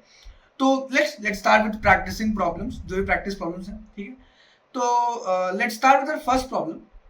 तो ये यार काफी अच्छी प्रॉब्लम है हमारी। तो ये प्रॉब्लम क्या बोल रहा है, सो ये प्रॉब्लम से बोल रहा है कि आपके पास दो स्टैक दे रखे हैं और आपको एक क्यू इंप्लीमेंट करना है। तो देखो हमने अभी तक क्या किया, हमने अभी तक क्यू इंप्लीमेंट करना सीखा एरे से, हमने क्यू को इंप्लीमेंट करा लिंक लिस्ट से। अब ये आपसे बोल रहे हैं कि आपके पास दो स्टैक दे रखे हैं, आपको दो स्टैक दे रखे हैं और आपको उन दो स्टैक की हेल्प से क्यू को इंप्लीमेंट करना है। अब बोलेगा अभिनव यार मतलब क्या होता है ये, मतलब व्हाट इज स्टैक। स्टैक में तो अल्टीमेटली एरे यूज कर रहा होता, तो हाँ हम वहां पर एरे यूज करेंगे, बट हम दो स्टैक की हेल्प से क्यू कैसे इंप्लीमेंट कर सकते हैं ये आपको बताऊंगा, ठीक है। अब देखो क्यू में क्या होता है, क्यू आपका जो है फीफो टेक्निक बेस्ड होता है, ठीक है। फीफो मतलब कि फर्स्ट इन फर्स्ट आउट, जो पहले इंसर्ट होगा, जो पहले आएगा वो पहले पॉप आउट होगा, ये होता है आपका Q, first in first out, ठीक है। अब यार देखो बट स्टैक में क्या होता है, अगर मान लो मैं आपको दो स्टैक दे दूं, मान लो ये है आपका स्टैक 1, तो ये है आपका स्टैक 1 और मैं एक और दे देता हूं, तो मान लेते हैं ये है आपका स्टैक 2, ठीक है। अब यहाँ पर हम लोग सिंपली एक एरे को लेके उस पर स्टैक का इंप्लीमेंटेशन करेंगे। अपेंड मतलब पुश होगा और पॉप मतलब पॉप होगा, सिंपल, ठीक है। अब हम क्या करेंगे कि हमारे पास है तो दो स्टैक, बट हमें इनको एज अ क्यू रिप्रेजेंट करना है। एक क्यू अगर होता तो वो कैसा होता, तो हमें इन दोनों स्टैक को एज अ क्यू रिप्रेजेंट करना है। अब वो कैसे हो, कैसे हम दो स्टैक को एज अ क्यू रिप्रेजेंट कर सकते हैं। देखो मान लो एक क्यू है, ठीक है, तो अगर हमें एक क्यू में एलिमेंट इंसर्ट करना है तो हम कैसे करते हैं। तो आप बोलेगा अभिनव मान लो आपके पास क्यू है और क्यू में ऑलरेडी कुछ एलिमेंट प्रेजेंट है, हम क्या करें, हम स्टैक को एक क्यू मानेंगे। अब अगर हम स्टैक को क्यू मानेंगे तो हमें उसको एक तरफ से इंसर्ट करना होगा, एक तरफ से डिलीट करना होगा। तो मान लो अगर मैं इसको क्यू का फ्रंट मानूं, मान दे क्यू है, ये स्टैक नहीं एक क्यू है, और जो क्यू का टॉप है वो हमारे जो स्टैक का टॉप है वो हमारे क्यू का फ्रंट है, ठीक है। तो हमें जब भी कुछ पॉप करना होगा हम इसके फ्रंट से करेंगे। प्रॉब्लम है ना, अगर ये फ्रंट है तो ये तो रियर होगा, तो अगर ये रियर पार्ट है तो हम इसमें इंसर्ट कैसे करेंगे ये बताओ पहले। तो ये मेन चीज है। देखो तो हम क्या करेंगे कि जब हमें एक स्टैक को क्यू की तरह रिप्रेजेंट करना है, तो जो उसके पॉप के ऑपरेशंस हैं या जो उसके फ्रंट एक्सेस करने के ऑपरेशंस हैं वो तो हम सिंपली करेंगे ऐसे हम लोग स्टैक में करते हैं, एज इट इज, राइट। तो मैंने अभी ऑलरेडी करा हुआ है, बट मैं इसको वो कर लेता हूँ,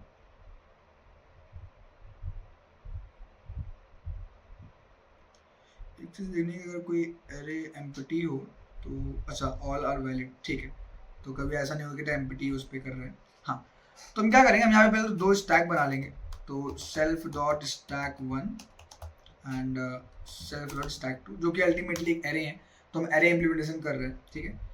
अब हम क्या करेंगे इसके बाद में, अब यार हमें पुश करना है, पहले पॉप पे आते हैं, अब हमें पॉप करना है, पॉप मतलब हमें कुछ भी इंसर्ट करना है क्यू में। तो मान लो मुझे इस क्यू में पॉप मतलब रिमूव करना, तो मान लो अभी जो हमारा करंट क्यू है वो है 513, तो 513 सॉरी फ्रंट ये 513, ठीक है।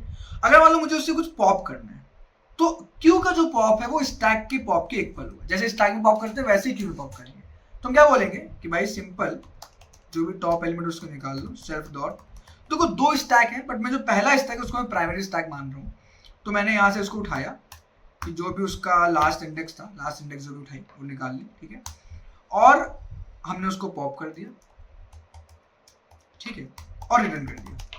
तो जो क्यू का पॉप है वो हमने स्टैक के पॉप के इक्वल कर लिया। अब पीक का मतलब होता है, पीक का मतलब सिंपली होता है कि फ्रंट एलिमेंट रिटर्न करना। तो अगर फ्रंट रिटर्न करना है तो सिंपली आप जो भी आपके स्टैक का फ्रंट है, जो स्टैक का टॉप वो रिटर्न कर सकते हो, ठीक है। तो जो पुश जो पॉप और फ्रंट है वो तो सिंपली स्टैक के पॉप और टॉप के तरीके हो गए। अब बात आती है कि अभिनव पुश कैसे करोगे, और इवन साइज भी सेम है। अगर आपको चेक करना है एम्प्टी है कि नहीं, तो आप सिंपली बोल सकते हो कि भाई अगर इसका साइज 0 है आपके स्टैक का तो एम्प्टी है, अदरवाइज एम्प्टी नहीं है। बट मेन चीज आती है आपका push.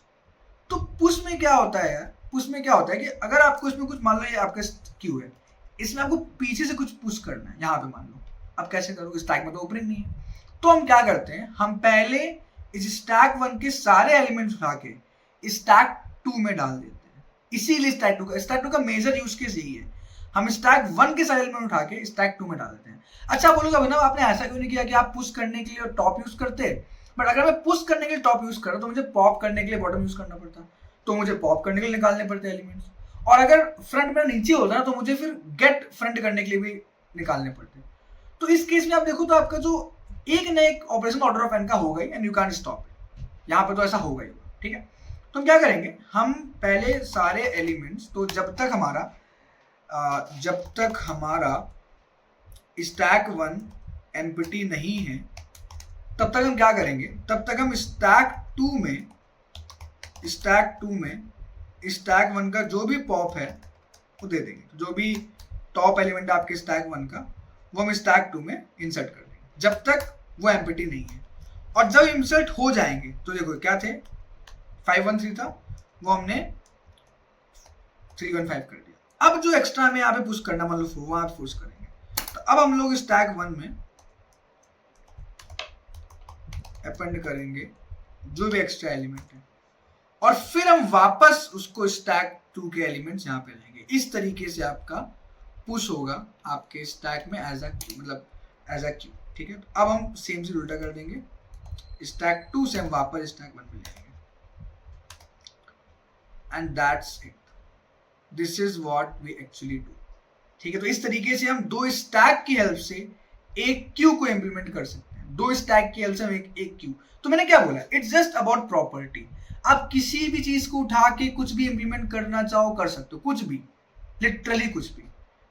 It's just about property. अगर आपको प्रॉपर्टी पता है आप किसी भी डेटा स्ट्रक्चर को बना सकते हो, ठीक है। ग्रेट। अब यार इसी से एक सिमिलर प्रॉब्लम है, इंप्लीमेंट स्टैक यूजिंग क्यू। यहां पर जैसे हमने क्या किया, हमने 2 स्टैक की हेल्प से क्यू बनाया है, यहां पर आपको 2 क्यू की हेल्प से एक स्टैक बनाना है। तो इसको मैं एज ए असाइनमेंट दे रहा हूँ। सिमिलर जैसे हमने 2 स्टैक की हेल्प से क्यू बनाया, वैसे आप सोचो किस तरीके से हम 2 क्यू की हेल्प से स्टैक बना सकते हैं। इट्स असाइनमेंट फॉर यू, सोचिए आप लोग कैसे कर सकते हैं, ठीक है। तो ये क्वेश्चन था।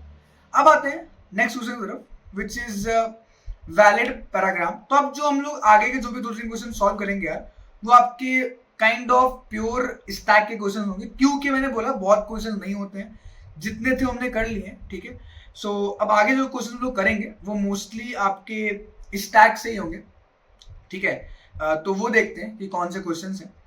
So let's start with this, the very first and a very basic problem of stack which is valid parenthesis. Let's solve it. तो यार ये एक बहुत ही क्लासिकल प्रॉब्लम है स्टैक का, जिसका नाम है वैलिड पैरेंथेसिस। तो पहले समझते हैं प्रॉब्लम है क्या, फिर इसको सॉल्व करेंगे, ठीक है। देखो इस प्रॉब्लम में क्या बोला जा रहा है आपसे, आपसे बोला जा रहा है कि आपके पास एक स्ट्रिंग है और उस स्ट्रिंग में आपके पास कुछ ये कैरेक्टर्स दे रखे हैं। बेसिकली ये कुछ नहीं, ये ओपनिंग और क्लोजिंग राउंड ब्रैकेट्स हैं, ओपनिंग और क्लोजिंग कर्ली ब्रैकेट्स हैं और स्क्वायर ब्रैकेट्स हैं, ठीक है। और आपको ये बताना है कि क्या वो जो पैरेंथेसिस का एक सेट है वो वैलिड है कि नहीं। देखो एक चीज समझ लो कि हम लोग मैथ्स में हमने पढ़ा था कि आपके पास सबसे बाहर होना चाहिए स्क्वायर ब्रैकेट और स्क्वायर ब्रैकेट्स के अंदर होते हैं आपके कर्ली ब्रैकेट और उसके अंदर होते हैं राउंड ब्रैकेट्स, ऐसा हमें पता है। बट यहाँ पे मैं ये चीज वैलिडेट नहीं करनी है ना, ये चीज वैलिडेट करेंगे तो बहुत कॉम्प्लेक्स हो जाएगा ये प्रॉब्लम, फिर स्टैक से सॉल्व नहीं कर सकते मे बी।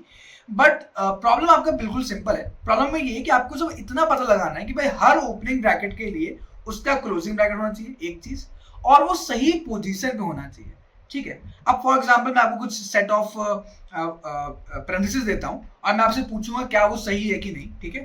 तो वैलिड पैरेंथेसिस जो है वो नाम है, ठीक है। तो सबसे पहला मान लो मैं आपको देता हूं, जो सबसे पहला है वो है लेट्स से कुछ इस तरीके से,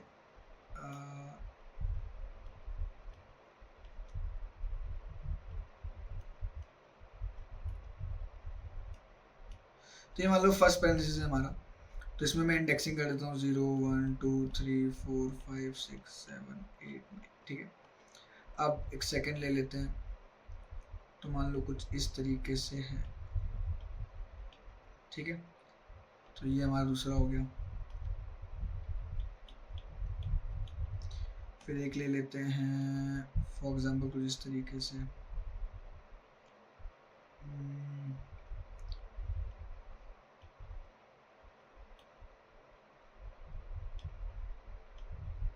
ठीक है, ये हो गया। और एक हम ले लेते हैं कुछ इस तरीके से,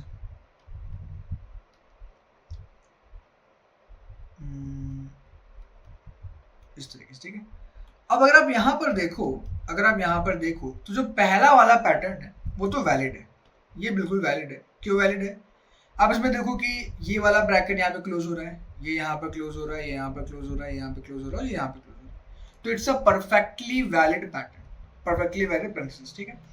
अब अगर मैं आपको सेकंड वाला बताऊं तो ये तीनों ही एक्चुअली में नॉट वैलिड है। क्यों नहीं है वैलिड? सबके अलग अलग रीजन, इसलिए मैंने अलग अलग केसेस लिए हुए हैं, ठीक है। अब पहले वाले में आप देखो तो देखो इसका ये कर्ली ब्रैकेट आगे जाके मैच हो रहा है, ये यहाँ पे मैच हो रहा है, बट ये वाला जो स्क्वायर ब्रैकेट था वो खुला और उसके बंद होने के पहले आपका कर्ली बंद हो गया। कैसे पॉसिबल होता है? नहीं, ऑर्डरिंग सही नहीं है। या अगर आप यहाँ पर देखो तो यहाँ देखो आपका ये खुला बंद हुआ, अब ये खुला बंद हुआ और स्क्वायर ब्रैकेट पहले ही खुल गया, बंद बाद में हो रहा है। ऐसा कहीं पॉसिबल है? ये भी पॉसिबल नहीं है। या फिर आप यहाँ पर देखो, यहाँ पर आपका ये पूरा हो गया, अब यहाँ पे ये ओपनिंग ब्रैकेट है आपका, इसका क्लोजिंग ब्रैकेट है ही नहीं, इसीलिए ये तीनों ही आपके रॉन्ग है, ठीक है। अब हम लोग चेक कैसे कर सकते हैं? देखो चेक कैसे होता है यार, ये प्रॉब्लम बहुत ही क्लासिकल स्टैक का प्रॉब्लम है। अगर आप कहीं भी स्टैक पढ़ोगे तो आपको मोस्टली पहले दूसरे में यही प्रॉब्लम पढ़ाया जाएगा, ठीक है। देखो जब भी हमें ये पता करना होता है कि भाई हमारे पास जो भी करंट कैरेक्टर है वो पिछले कैरेक्टर को जब मैच करना होता है, यहाँ पे क्या है, यहाँ पे आपको जब भी कोई एक ब्रैकेट मिलेगा, मान लो क्लोजिंग ब्रैकेट मिला, तो आपको उसको पहले चेक करना पड़ेगा क्या पहले कोई ओपनिंग ब्रैकेट था। तो जब भी ऐसा कुछ होता है ना, वहां पर आपका मोस्ट ऑफ द केसेस में स्टैक का यूज होता है। यहाँ पर हम कैसे यूज करेंगे ये समझते हैं पहले। तो हम क्या करेंगे, हम एक स्टैक बनाएंगे, मैं उसको थोड़ा डाउन कर देता हूँ, ठीक है। तो हम स्टैक बनाएंगे, ठीक है, हम यहाँ पे एक स्टैक बनाएंगे और हम उस स्टैक को सिंपली, आप चाहो तो आप एक प्रॉपर क्लास इम्प्लीमेंटेशन यूज कर सकते हो, या मैं सिंपली एक एरे लेता हूँ और उस एरे में अपेंड और पॉप करके एज अ स्टैक काम करता है, ठीक है। एरे भी एक स्टैक ही होता है एक तरीके से, अगर उसमें प्रॉपर्टी लगा तो, ठीक है। तो मैं एक स्टैक लूंगा, तो मैं साथ साथ इम्प्लीमेंट करते जाता हूँ ताकि आपको बात समझ में आ जाए, ठीक है। तो हम जो कुछ भी समझेंगे सारी बातें हम लोग इम्प्लीमेंट भी करेंगे यहाँ पर, ठीक है। तो मैं क्या करूंगा, मैं सबसे पहले यहाँ पर एक स्टैक ले लूंगा। अच्छा देखो एक कॉर्नर केस भी है आपके इस प्रॉब्लम का। कॉर्नर केस ये है कि यार देखो कभी भी आपका जो स्ट्रिंग होगा, जो वैलिड पैरेंथेसिस होगा, उसमें कभी भी उसका लेंथ ऑड नहीं हो सकता, हमेशा उस स्ट्रिंग की लेंथ इवन होगी, ठीक है। अगर उसकी लेंथ ऑड है इसका मतलब कि वो वैलिड नहीं है। बात समझ में आ रही है? तो कभी भी जो लेंथ है आपके स्ट्रिंग की वो ऑड नहीं हो सकती, वो हमेशा इवन होनी चाहिए, क्योंकि हर ओपनिंग ब्रैकेट के लिए उसका एक क्लोजिंग ब्रैकेट भी होगा। तो हम पहले ही लेंथ चेक कर लेंगे, हम लेंथ निकाल लेंगे यहाँ पर हमारे स्ट्रिंग की, और हम बोलेंगे अगर लेंथ मॉडुलस 2 1 है अगर, तो आप सिंपली वहीं पे बोल दो फॉल्स, आंसर पॉसिबल नहीं है, आगे चेक ही नहीं करना है, ठीक है। अब आते हैं नेक्स्ट पे, अब हम बोलेंगे हमने एक स्टैक ले लिया, ठीक है। अब देखो होता क्या है गाइस, हम हमारे स्ट्रिंग के सारे कैरेक्टर्स के थ्रू एक एक करके आइटरेट करेंगे, ठीक है। तो हम बोलेंगे for ch in list of, तो हम उस स्ट्रिंग को लिस्ट में कन्वर्ट कर देंगे, तो एक लिस्ट बन जाएगी कैरेक्टर्स की, ठीक है। और उसके हम हर एक कैरेक्टर पे आइटरेट करेंगे, ठीक है। तो हम आए मान लो इस कैरेक्टर में, पहले हम यहाँ पर आए, ठीक है। अब हमें जब भी कोई भी ओपनिंग ब्रैकेट मिलेगा, समझना, जब भी हमें कोई भी ओपनिंग ब्रैकेट मिलता है हम उसे हमारे स्टैक में इंसर्ट कर देंगे, ठीक है। तो हम बोलेंगे अगर ch एक ओपनिंग ब्रैकेट है, भले वो राउंड का हो या फिर कर्ली हो या फिर स्क्वायर हो, तो अगर ch, अगर वो कैरेक्टर ch एक ओपनिंग ब्रैकेट होगा, राउंड का, कर्ली का या स्क्वायर का, कोई भी, तो आप क्या करोगे, तो आप सिंपली उसको आपके स्टैक में, यहाँ मुझे सेल्फ नहीं लिखना, तो आप सिंपली उसको स्टैक में अपेंड कर दोगे, समझ गए। चलिए जी, तो मैंने कहा जब भी आपको कोई भी ओपनिंग ब्रैकेट मिला तो आपने उसको स्टैक में डाल दिया, ठीक है। तो यहाँ पे क्या होगा कि आपका देखो ये एक ओपनिंग ब्रैकेट था, तो ये आपने स्टैक में डाल दिया, फिर ये एक ओपनिंग ब्रैकेट था, ये भी आपने स्टैक में डाल दिया। अब आपको मिला क्लोजिंग ब्रैकेट। अब देखो, अब जब आपको क्लोजिंग ब्रैकेट मिलेगा, जब भी आपको क्लोजिंग ब्रैकेट मिलेगा, तो आपको एक चीज सबसे पहले चेक करनी है कि भाई उस क्लोजिंग ब्रैकेट के पहले, जब भी आपको क्लोजिंग ब्रैकेट मिला, तो आपको ये चीज सबसे पहले चेक करनी है कि भाई उस क्लोजिंग ब्रैकेट के पहले उसी टाइप का ओपनिंग ब्रैकेट होना चाहिए। तो मान लो अगर आपको ये क्लोजिंग ब्रैकेट मिला है स्क्वायर टाइप का, तो इसके पहले इसी टाइप का ओपनिंग होना चाहिए, नॉट जस्ट पहले, बट अगर मतलब मान लो अगर ये फॉर्म हो गया तो ये कैंसिल आउट हो जाएंगे, राइट। तो हम क्या करेंगे, हम स्टैक का टॉप चेक करेंगे, तो बोले अगर स्टैक के टॉप पे जो ब्रैकेट है वो अगर उसी टाइप का ओपनिंग ब्रैकेट है, मतलब कि हमें एक पेयर मिल गया, तो हम क्या करेंगे, हम स्टैक का टॉप निकालेंगे। अब एक और चीज है, पहली बात तो स्टैक में कुछ एलिमेंट होने चाहिए। अब मान लो अगर यहाँ पर दोनों ब्रैकेट होते ही ना, स्टार्टिंग ही हो रही होती क्लोजिंग ब्रैकेट से, तो वहीं पे बोलते हैं आंसर गलत है। तो अगर पहली बात, अगर आपका स्टैक यहाँ पर, अगर आपको क्लोजिंग ब्रैकेट मिल रहा है और आपके स्टैक की लेंथ 0 है, मतलब आपके स्टैक में कुछ भी नहीं है, तो सबसे पहले यहीं पे एक चीज आ जाएगी, वो ये आएगी कि भाई रिटर्न फॉल्स, आंसर पॉसिबल ही नहीं है। और अगर स्टैक में कुछ है तो आप क्या करोगे, तो आप उस जो भी टॉप में है उसको निकालोगे और स्टैक को पॉप कर दोगे, ठीक है। ये हो गया। अब देखो समझना, अब हमें जो है जो भी टॉप में था हमने निकाला, यहाँ पे हमारे पास टॉप में क्या था, टॉप में था हमारा ये, और ये यहाँ से हट जाएगा। अब मैंने क्या बोला कि जिस टाइप का क्लोजिंग है उसी टाइप का ओपनिंग होना चाहिए, उसी टाइप का, राइट। अगर नहीं है, मान लो यहाँ पे क्लोजिंग होता है ये, ओपनिंग होता है कर्ली का, तो कोई फायदा होता नहीं। तो मान लो तीनों के चेक करेंगे, तो अगर करंट ब्रैकेट एक राउंड ब्रैकेट है, क्लोजिंग है, ठीक है, बट टॉप राउंड ब्रैकेट का ओपनिंग नहीं है, मान लो कि करंट ब्रैकेट तो उसका क्लोजिंग है बट ये ओपनिंग नहीं है, तो हम बोल देंगे फॉल्स। हम सारे फॉल्स वाले केस ले रहे हैं। या फिर अगर ये कर्ली का क्लोजिंग है और टॉप में कर्ली का ओपनिंग नहीं है, तो भी हम रिटर्न कर देंगे फॉल्स। और अगर ये स्क्वायर क्लोजिंग है और टॉप में स्क्वायर क्लोजिंग नहीं है, तो भी हम कर देंगे फॉल्स। और अदरवाइज इनमें से कुछ भी और होगा तो हम सिंपली आगे बढ़ जाएंगे, कुछ भी करने की जरूरत नहीं है। जैसे यहाँ पे देखो आप, तो ये स्क्वायर का था, यहाँ भी स्क्वायर का था, कोई दिक्कत नहीं, आगे बढ़ जाए, कुछ भी नहीं करना, आगे बढ़ गए। अब जब आगे बढ़े तो आपको फिर से एक ओपनिंग मिला, तो आपने उसको यहाँ पे डाल दिया, फिर आगे बढ़े, फिर एक ओपनिंग मिला, डाल दिया। अब देखो, अब हम आगे बढ़े तो हमें एक मिला क्लोजिंग ब्रैकेट और सेम टाइप का ओपनिंग ब्रैकेट यहाँ प्रेजेंट है, तो उसको पॉप करो और आगे बढ़ो। हम पॉप भी कर रहे हैं, याद रखना पॉप कर रहे हैं, ठीक है। अब हमें एक मिला क्लोजिंग राउंड का, यहाँ भी राउंड का क्लोजिंग है, कोई दिक्कत नहीं, सेम है, पॉप करो। फिर हमें मिला क्लोजिंग कर्ली का, यहाँ पे ओपनिंग कर्ली का है, कोई दिक्कत नहीं। और फिर हमें एक ओपनिंग मिला है इसका, और फिर उसी का क्लोजिंग मिल गया है लास्ट में। तो लास्ट में आप देखो तो आपके सारे ही ब्रैकेट सही जगह पे थे, सारे थे, और एक बात का और ध्यान रखना है कि लास्ट में स्टैक भी एम्प्टी रहे। मैं आपको बताता हूँ। अब मान लो ये तो हमारा 2 था, ठीक है। अब मान लो ये वाला केस आता है। अब देखो इस केस में क्या होगा, जो दूसरा केस है, इस केस में क्या होगा ना कि मान लो अगर आपको ये डालते हो, आपने ये डाल दिया, ओपनिंग था, ठीक है। फिर आपने ये डाल दिया, ये भी ओपनिंग था। फिर आपने, अब आपको ये मिला, अब ये क्लोजिंग है, उसी टाइप का ओपनिंग प्रेजेंट है, कोई दिक्कत नहीं, हटा दो। आपको ये मिला, आपने डाल दिया।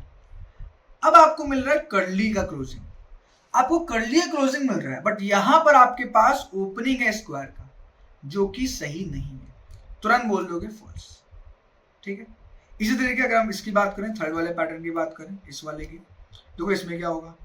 इसमें आप देखो तो आपके पास एक ओपनिंग था, डाल दिया, आपको सेम क्लोजिंग मिल गया, इसको हटा दिया।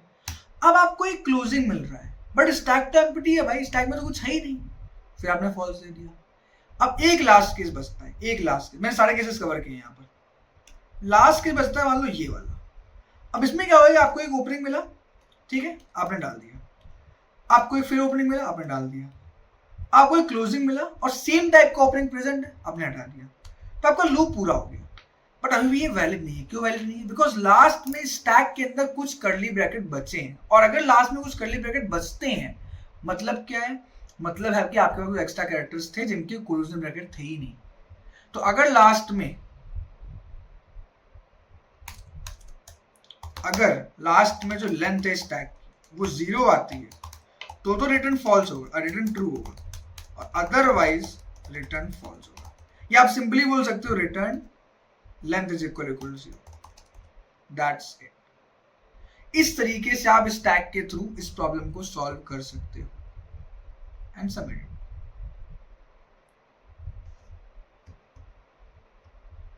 ठीक है, बात समझ में आई? तो यार ये हमारा प्रॉब्लम था पहला, वैलिड पैरेंथेसिस को मैं पता नहीं मैं कितनी बार सॉल्व कर चुका हूँ। जितनी बार भी मैं स्टैक पढ़ाता हूँ, देखो मैंने अराउंड 15 बार इसको सॉल्व करा हुआ है, और इसको मैंने पहली बार सॉल्व किया था 7 नवंबर 2021 को, और तब आई थिंक मेरे को स्टैक आता भी नहीं होगा। मैंने रैंडमली इसको एरे के थ्रू सॉल्व करा होगा। ये देखिए, इसको मैंने पता नहीं क्या क्या नहीं करके सॉल्व किया था, ग्रीडी अप्रोच के थ्रू। 7 नवंबर 2021, मतलब अराउंड आपके 4 साल तो हो ही गए, ठीक है। फिर उसके 4 साल पूरे नहीं हुए, 3 साल 3.5 साल हो गए। फिर मैंने ट्राई किया होगा, नहीं हुआ मेरे से, ठीक है। मैंने बहुत सारा ABCD लगा के पता नहीं क्या क्या किया था। फिर फाइनली शायद मैंने बाद में स्टैक पढ़ा होगा, तो मैंने 17 दिसंबर को फाइनली इसको स्टैक की हेल्प से सॉल्व किया था, ठीक है। तो ठीक है, मतलब it looks good when you see old days, okay. But अब तो यार ठीक है, अब तो रटे हुए हैं सारे क्वेश्चंस, ठीक है। अब यार नेक्स्ट पे आते हैं। नेक्स्ट आपका काफी अच्छा क्वेश्चन है, बैक स्पेस स्ट्रिंग कंपेयर, ठीक है। यार ये क्वेश्चन भी आपका स्टैक के थ्रू हो रहा है। ये बहुत बेसिक क्वेश्चन है, इसको मैंने बस थोड़ा सा अंडरस्टैंडिंग को लिया हुआ है। इस क्वेश्चन आपको 2 स्ट्रिंग दे रखी है, और उस स्ट्रिंग में कुछ कैरेक्टर्स हैं और कुछ बैक स्पेस कैरेक्टर है। तो जो हैश कैरेक्टर है उसको लोग बैक स्पेस मान रहे हैं कि जब भी बैक स्पेस आया मतलब कि पिछला कैरेक्टर डिलीट हो जाएगा। अब मान लो मैं आपको 2 स्ट्रिंग देता हूँ, ठीक है। तो पहली स्ट्रिंग है आपकी, इन्होंने शायद एस और टी दे रखा है, तो मैं एक स्ट्रिंग एस लेता हूँ। तो मान लो स्ट्रिंग एस है आपकी a b hash c C a hash s d hash e, ये आपकी एक स्ट्रिंग है, ठीक है। आपकी दूसरी स्ट्रिंग है जेड ई हैश ए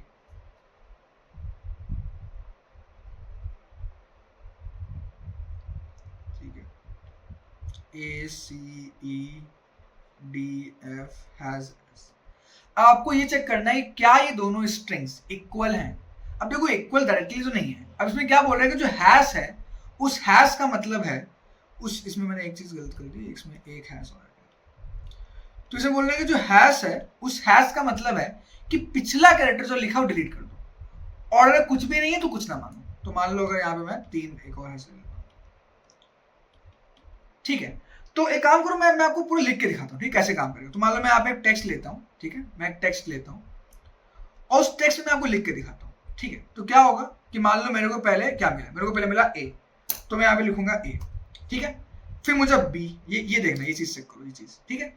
मुझे मिला ए, मैंने ए लिख दिया, फिर मुझे मिला बी। अब मुझे मिला हैश, हैश का मतलब है कि बैक स्पेस, मैंने बैक स्पेस दबा दिया एक बार।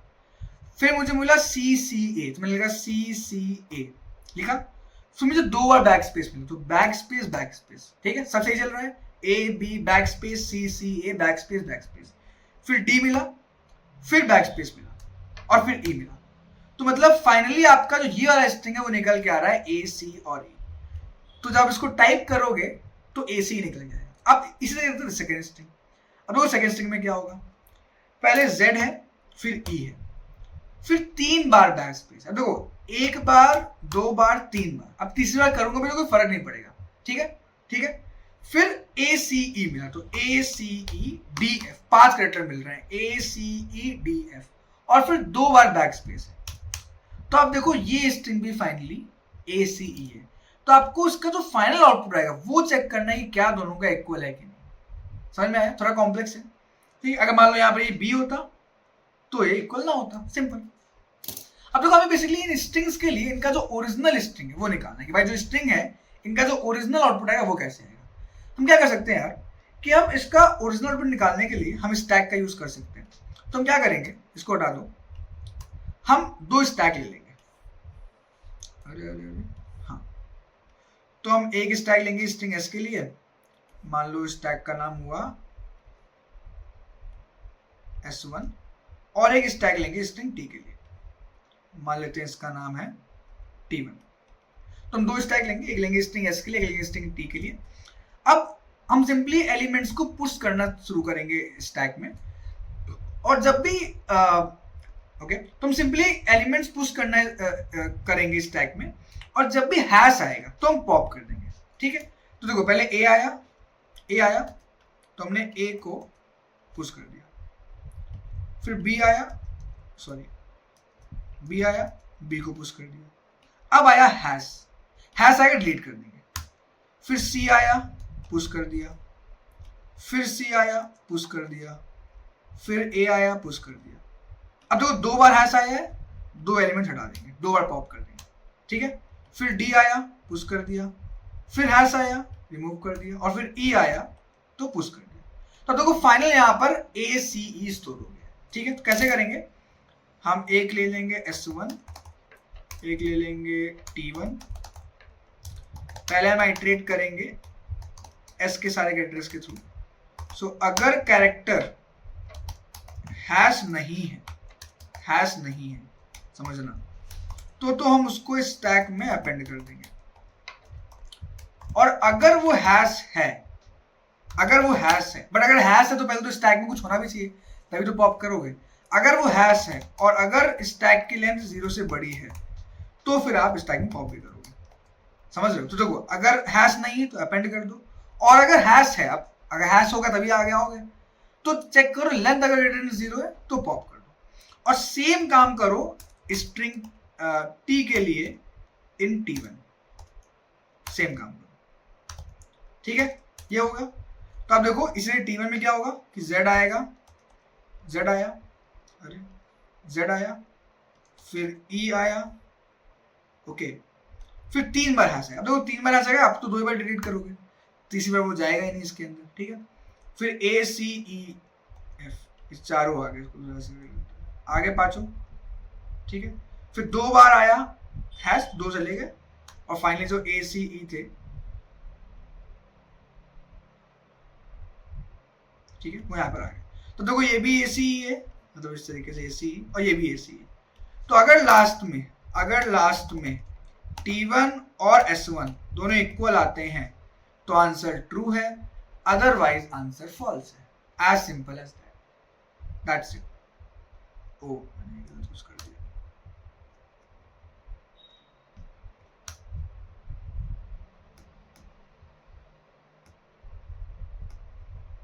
ठीक है। तो इस तरीके से हम लोग सॉल्व करेंगे इस प्रॉब्लम को, हो गया, दैट्स इट, ठीक है। तो यार इस तरीके से हम इस प्रॉब्लम को सॉल्व कर रहे हैं, बैक स्पेस स्ट्रिंग कंपेयर, ठीक है। एंड आई होप कि ये चीज सभी को क्लियर है। 2 बहुत ही क्लासिकल बेसिक प्रॉब्लम्स थे आपके। अब यार थोड़ा सा एक और अच्छी प्रॉब्लम पे आते हैं, जो कि एक बहुत ही ज्यादा क्लासिकल प्रॉब्लम है स्टैक का, और बहुत ज्यादा पूछा जाता है। तो यार लीड कोड में उसका एग्जैक्ट क्वेश्चन नहीं है, दो वेरिएशन है, एक नेक्स्ट ग्रेटर एलिमेंट 1 है, एक नेक्स्ट ग्रेटर एलिमेंट 2 है। बट पहले मैं एक चीज आपको मैं एक अलग प्रॉब्लम समझाऊंगा और फिर उसका यूज करते हुए दोनों को सॉल्व करेंगे, ठीक है। तो प्रॉब्लम का नाम वही है, नेक्स्ट ग्रेटर एलिमेंट, और जैसा नाम है वैसा ही हमें करना भी है। हमें एक पर्टिकुलर नंबर का नेक्स्ट ग्रेटर एलिमेंट निकालना है, बट कैसे करना है, क्या करना है, वो समझते हैं, ठीक है। तो देखो, मान लो आपको मैंने एक एरे दे रखी है, ठीक है। तो मान लेते हैं कि एरे कुछ इस प्रकार से है, एरे मतलब लिस्ट, ठीक है, समझ आया करो यार, है ना। तो मान लेते हैं कि 3 है, 1 है, 7 है, 4 है, 9 है, 6, ठीक है। तो ये आपकी लिस्ट दे रखी है। अब आपको क्या करना है, आपको हर एक नंबर के लिए उसका जो नेक्स्ट ग्रेटर एलिमेंट है, जो नेक्स्ट बड़ा नंबर है, वो निकालना है। यहाँ पे मैं एक काम करता हूँ, 8 ले आता हूँ, ठीक है। तो आपको हर नंबर के लिए उसका जो नेक्स्ट बड़ा नंबर है वो निकालना है। अब कैसे निकालोगे, अब देखो, आप एक नई एरे बनाओगे और उसमें हर एक नंबर का जो नेक्स्ट बड़ा नंबर वो निकालोगे।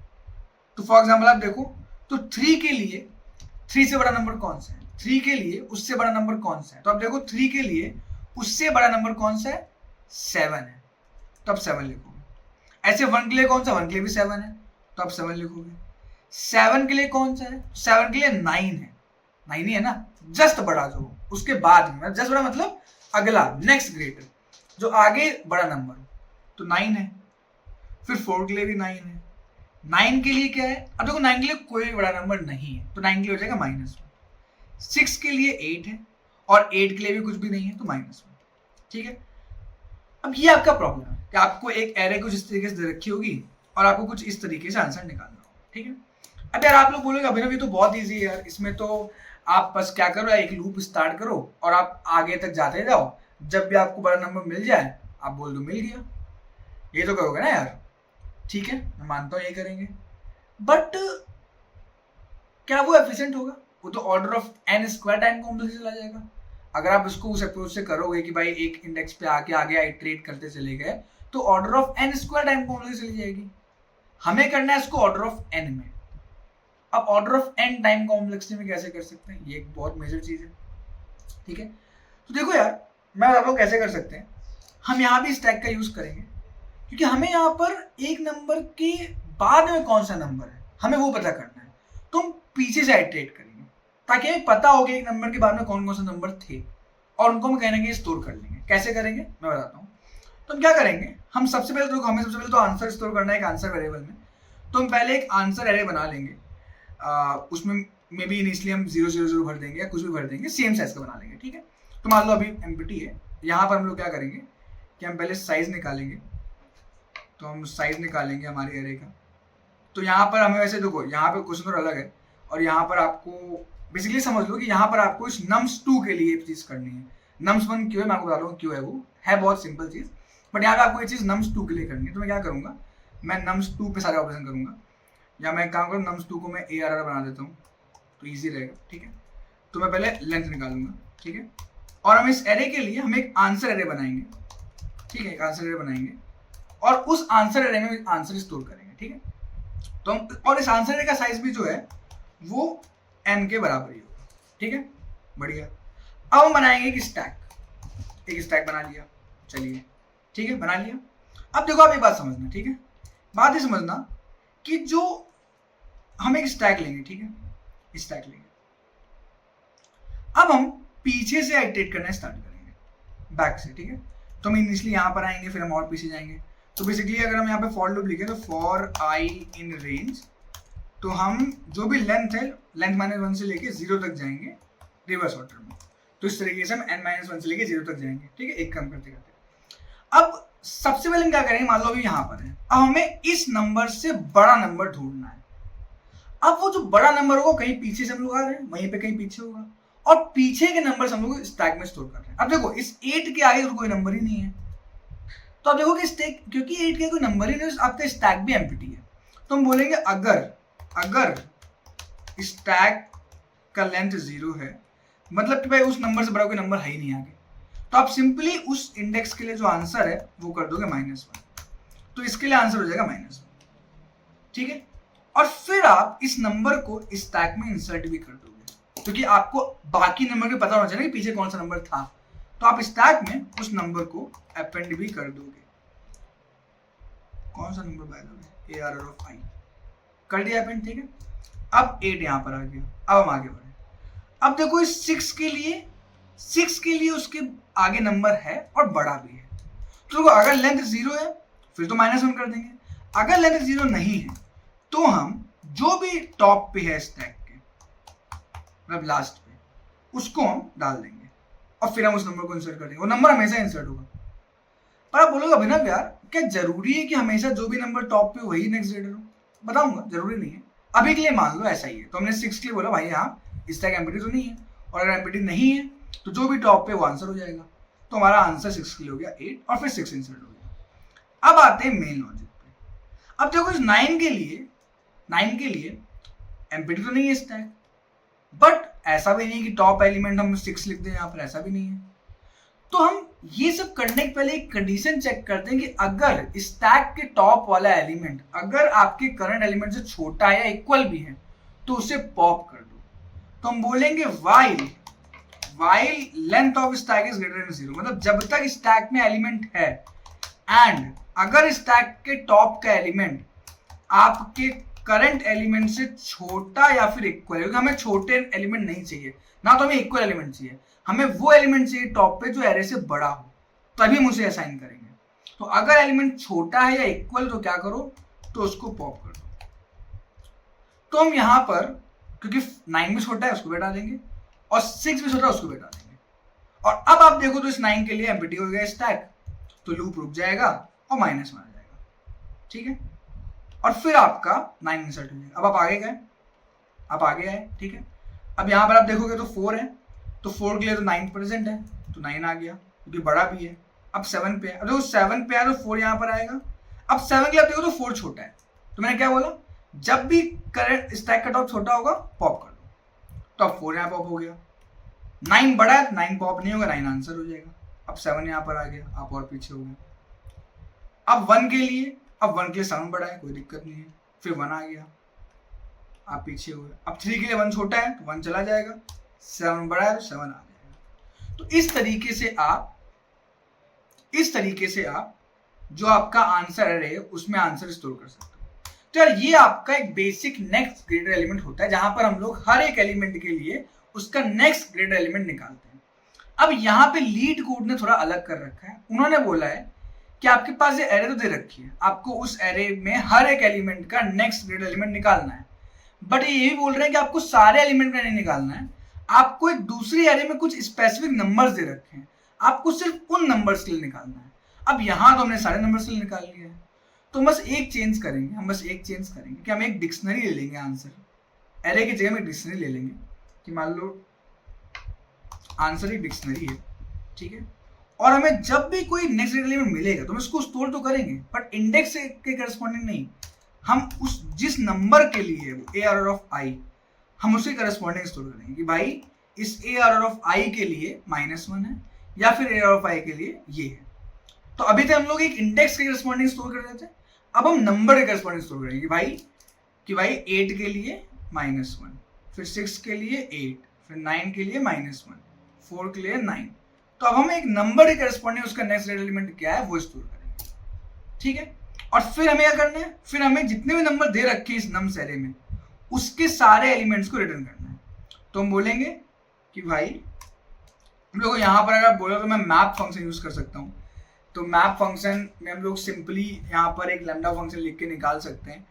तो अगर आपको मैप फंक्शन नहीं आता है पाइथन में तो बहुत बेसिक पाइथन की चीज़ है, आप लोग पढ़ सकते हो। मैं यहाँ पे ट्राई करूँगा एक सिंगल लाइन में करने का, तो देखो पूरा लाइन भी कर सकते हो आप चाहो तो पूरे एक लूप लिखो, आप nums1 में आइटरेट करो, ठीक है, और आप एक आंसर एरे बनाओ,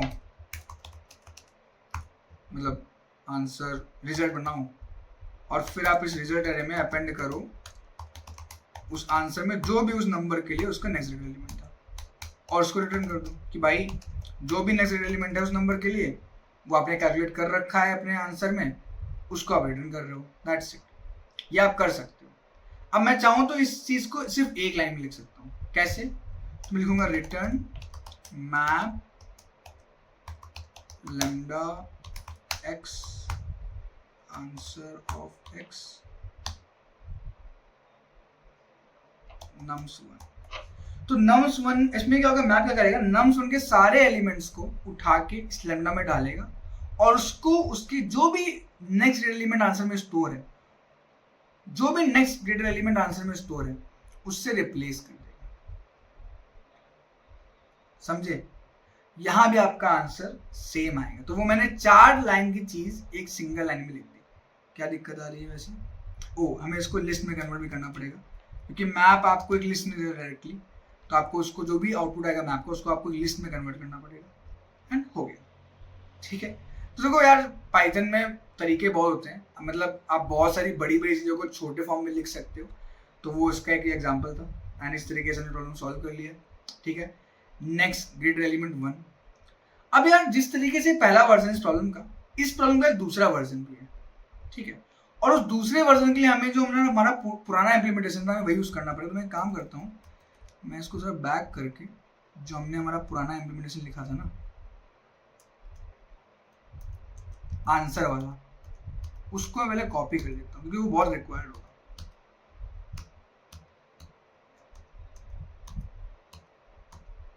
ये वाला।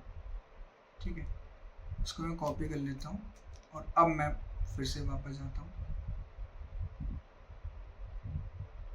ठीक है। और मैं इसको यहाँ पे डाल देता हूँ कि भाई नेक्स्ट ग्रेटर एलिमेंट। तो ये हमारा वो वाला इम्प्लीमेंटेशन था जहां पर हम लोग एक एरे में, एक आंसर नाम के एरे में स्टोर कर रहे थे। याद है? यहाँ पर हम लोग एक आंसर नाम के एरे में स्टोर कर रहे थे और नेक्स्ट ग्रेटर एलिमेंट निकाल रहे थे। तो अगर आप चाहो, आप लोग, पहले ही सब बता देता हूँ, उसकी जरूरत नहीं है। तो अगर आप चाहो तो मैं आपको एग्जांपल दिखा देता हूँ। तो मान लेते हैं यहाँ पर नम्स होने की जरूरत भी नहीं है।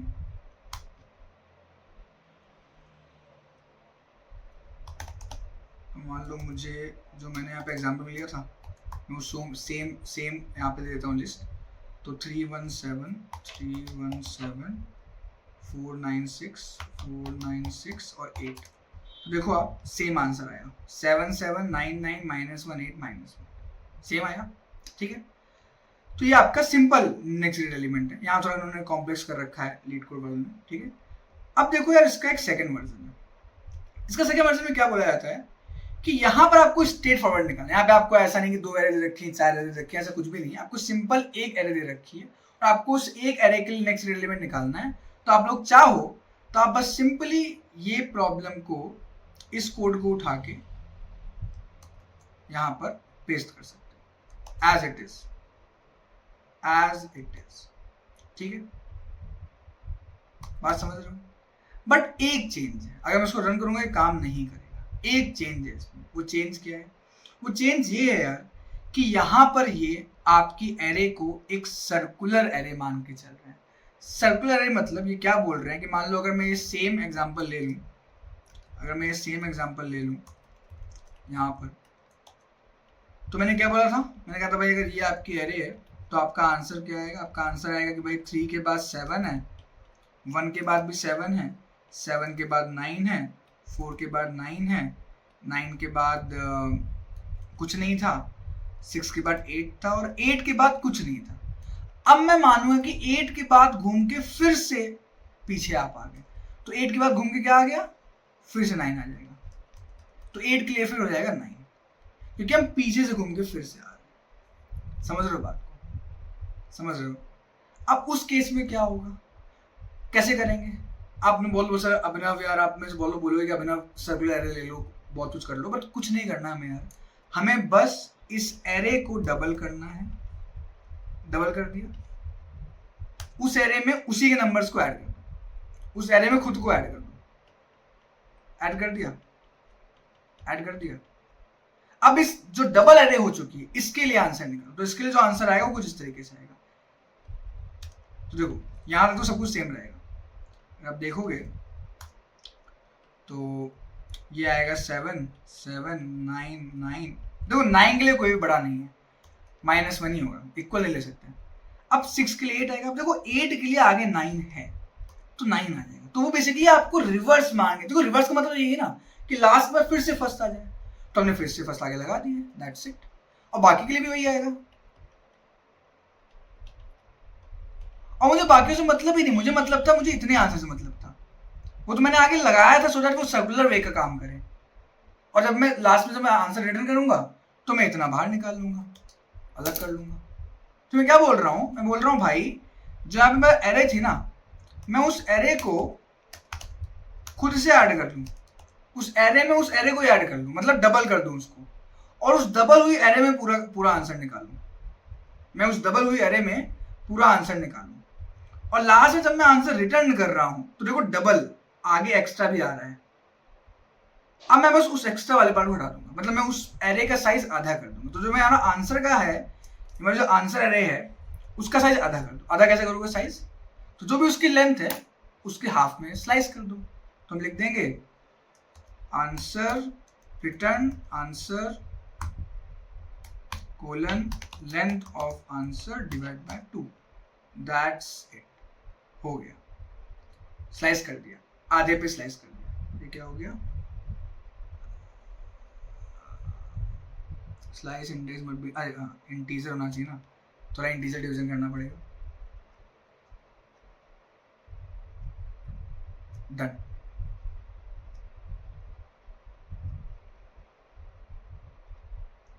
अच्छा आप में से बहुत लोग सोचोगे यार अभिनव ये ऑर्डर ऑफ एन में कैसे हो रहा है, क्योंकि यहाँ पे एक फॉर लूप भी है जो कि ऑर्डर ऑफ एन टाइम चल रही है, और एक अंदर भी एक वाइल लूप है। तो ये ओवरऑल ऑर्डर ऑफ एन में हो कैसे है, तो ऑर्डर ऑफ एन स्क्वायर होना चाहिए। देखो गाइस ये ऑर्डर ऑफ एन का ही कोड है, क्यों, क्योंकि जो अंदर वाली वाइल लूप है ना, ये सब मिला के max to max order of N times लेगी, बिकॉज ये जो लूप है अंदर वाली ये एलिमेंट्स को पॉप कर रही है। और आप मुझे बताओ टोटल कितने एलिमेंट्स हैं, टोटल एन एलिमेंट्स ही तो होंगे ना। तो जो अंदर वाली वाइल लूप है सारा मिला के एन टाइम चलेगी। मान लो पहली बार एक्स बार चली, दूसरी बार वाई बार चली, फिर जेड चली, तो अगर ये x1 x2 x3 ऐसी चल रही है तो सब मिला के ऑर्डर ऑफ एन होगा, ऐसा नहीं हर बार ऑर्डर ऑफ एन टाइम चलेगी। तो ओवरऑल टाइम कॉम्प्लेक्सिटी आप बोल सकते हो n प्लस एन होगा, नॉट एन स्क्वायर। ठीक है, तो इस तरीके से यार हम लीनियर टाइम में इस प्रॉब्लम को सॉल्व कर सकते हैं, और ये बहुत ही अच्छा प्रॉब्लम है स्टैक, मतलब लिटरली बहुत अच्छा प्रॉब्लम है। ठीक है, इसका एक ही तरीका सॉल्व करने का स्टैक, और कोई तरीका नहीं। अगर आप ग्रीडी ट्राई करने का सॉल्व करने का ट्राई करोगे नहीं कर पाओगे। आई थिंक इसको भी मैंने पहले कभी ना कभी रॉन्ग किया होगा, ऐसा नहीं किया है। इसको मैंने सॉल्व, अच्छा ये प्रॉब्लम तो मैंने सॉल्व ही पहली बार मतलब 2024 में ही किया है, क्योंकि ये थोड़ा अलग था। इसका मैंने बेसिक वर्जन करा हुआ है, वो गिग्स फॉर गिग्स में। और यहाँ पर हाँ इस प्रॉब्लम को मैंने पहली बार 20 जून को किया। ठीक है, तो हाँ मतलब इस तरीके से हम इसको कर सकते हैं, इस प्रॉब्लम को सॉल्व कर सकते हैं। ठीक है, आई होप कि ये बात क्लियर होगी। ठीक है, अब यार ठीक है, अब यार एक प्रॉब्लम ये है ऑनलाइन स्टॉक स्पैन। अब ये जो प्रॉब्लम है ना, ये भी प्रॉब्लम आपका, इसमें आपको बस जो हमने नेक्स्ट ग्रेड एलिमेंट पढ़ा है ना, उसमें थोड़े चेंजेस करने हैं, थोड़े चेंजेस, और फिर आप ये प्रॉब्लम सॉल्व कर सकते हो। तो इस प्रॉब्लम को मैं आपको ऐसा असाइनमेंट दे रहा हूँ, आपको समझना है। और मैं आपको हिंट तो दे ही दिया कि जो नेक्स्ट ग्रेड एलिमेंट वाला प्रॉब्लम है, आपको उसी प्रॉब्लम को किसी न किसी तरीके से कुछ ना कुछ चेंजेस करके यहाँ पे यूज करना है। ठीक है, तो ट्राई करना किस तरीके से हम इस ऑनलाइन स्टॉक स्पैन प्रॉब्लम को सॉल्व कर सकते हैं। बेसिकली आई थिंक प्रॉब्लम जितना मुझे पता है, प्रॉब्लम ये है कि आपको एक पर्टिकुलर दिन का स्टॉक का प्राइस दे रखा है, आपको ये निकालना है कि एक स्टॉक जो है वो कितने maximum number of consecutive day के लिए वो उसके आगे मतलब कितने स्टॉक्स हैं। तो ये जो span of the stock is 1 day is the maximum number of consecutive days for which the stock price was less than equal to. तो आपको एक स्टॉक दे रखा है, आपको ये पता करना है कि आगे कितने दिनों तक जो स्टॉक का प्राइस है वो गिवन डे के स्टॉक के प्राइस से छोटा या फिर इक्वल है। आप समझे बात को, ये आपसे बोल रहे हैं कि एक आपको वैल्यू दे रखी है, तो आगे कितनी वैल्यू तक जो एक वैल्यू है उससे छोटी या इक्वल है। तो अगर मैं उस वैल्यू से बड़ी वैल्यू निकाल लूं तो मुझे बीच में कितनी वैल्यू पता चल जाएंगी। तो एक तरीके से यहां भी आप नेक्स्ट ग्रेटर एलिमेंट ही निकाल रहे हो। तो ट्राई करना सॉल्व करने का, बहुत बेसिक है, कुछ एक दो चेंजेस करने पड़ेंगे और प्रॉब्लम सॉल्व हो जाएगा, लिटरली सॉल्व हो जाएगा। ठीक है, तो यही है। सो ठीक है यार guys, so that is what our plan was यार। तो मैंने आज जो भी प्लान किया था, जो भी प्रॉब्लम्स प्लान किए थे वो सॉल्व हो गए हैं। And that was our lecture for stack and queue. As I told कि स्टैक एंड क्यू का लास्ट लेक्चर नहीं है. स्टैक एंड क्यू का हम लोग बहुत ज़्यादा यूज करने वाले हैं आगे ग्राफ में और ट्री में. तो जब भी हम ट्री और ग्राफ करेंगे तो आपको जो नेक्स्ट लेक्चर आएगा वो ट्री का आएगा, फिर उसके बाद ग्राफ का लेक्चर आएगा. तो दोनों ट्री और ग्राफ दोनों ही जो टॉपिक्स हैं वहां पर हम लोग स्टैक और क्यू का बहुत ज़्यादा यूज करने वाले हैं. देखो यार, प्रॉब्लम सॉल्विंग कभी भी इनफ नहीं होती है. मैं एग्री करता हूँ कि ऐसा नहीं कि हम लोग सारे टाइप के सारे पैटर्न्स में सॉल्व कर पा रहे हैं, क्योंकि उतना टाइम नहीं है. मतलब ऑलरेडी आपके देखो वीडियोस हैं 2-2.5 घंटे की बन जाती हैं. अब अगर मैं सारे कराने बैठ जाऊंगा तो यार मतलब ये कोर्स 2-3 महीना चल जाएगा, क्योंकि डीएसए होता है भाई. डीएसए अगर आप पूरा कर रहे हो तो 6 महीने का टाइम लग सकता है करने में. मेरा एजेंडा क्या है कि आपको एक अच्छा स्टार्ट मिल जाए, आपको जो भी इंपॉर्टेंट क्वेश्चन है, जो भी इंपॉर्टेंट टॉपिक्स हैं वो पता चल जाए. आपको एक बार किक मिल गई ना तो आप लोग खुद भी सॉल्व कर सकते हो. लिटरेट खोलो, सॉल्व करो, स्टार्ट करो, right. That is the agenda of this course. तो हमारा जो भी आज का प्लान था, if you will see, we started, जो हमने एजेंडा डिस्कस किया था, introduction to stack, basic operations on stack, array implementation of stack, linked list implementation of stack, applications of stack. फिर क्यू पढ़ा हमने, इंट्रोडक्शन टू क्यू. फिर हमने ये पढ़ा किस तरीके से क्यू का यूज होके आपका इस तरीके से थ्रेडिंग होती है. जब आप कुछ सबमिट करते हो लीड कोड में कैसे वो काम करता है, आपको एपीआई कॉल भी दिखाई मैंने. थोड़ा सा डेव में घुसा था, ठीक है, डेव में कैसे काम करता है. बेसिक ऑपरेशंस ऑफ क्यू पढ़े हमने, एरे इंप्लीमेंटेशन पढ़ा, लिंक्ड लिस्ट इंप्लीमेंटेशन पढ़ा, टाइप्स ऑफ क्यू पढ़े, simple queue, circular queue, priority queue, doubly ended queue. Priority queue हम लोग नेक्स्ट लेक्चर में पढ़ेंगे, ठीक है. फिर हमने एप्लीकेशंस ऑफ क्यू पढ़े और फिर हमने प्रैक्टिस करी प्रॉब्लम्स, काफ़ी प्रॉब्लम्स प्रैक्टिस करे. Valid anagram, how to implement queue using stack, valid not valid anagram, valid parenthesis पढ़ा हमने. हमने ये प्रॉब्लम पढ़ा, backspace string compare, I think ऐसा कुछ नाम था इसका. नेक्स्ट ग्रेड एलिमेंट, बहुत इंपॉर्टेंट कॉन्सेप्ट ये पढ़ा हमने, ठीक है. तो यार ये हमारा आज का प्लान था. आई होप कि आपको आज की वीडियो पसंद आई होगी एंड आपने कुछ ना कुछ नया सीखा होगा और आपको स्टैक और क्यू के सारे कॉन्सेप्ट्स क्लियर हो गए होंगे. मिलते हैं यार हमारे नेक्स्ट वीडियो पे. तब तक के लिए thank you, take care, keep practising, happy coding, bye.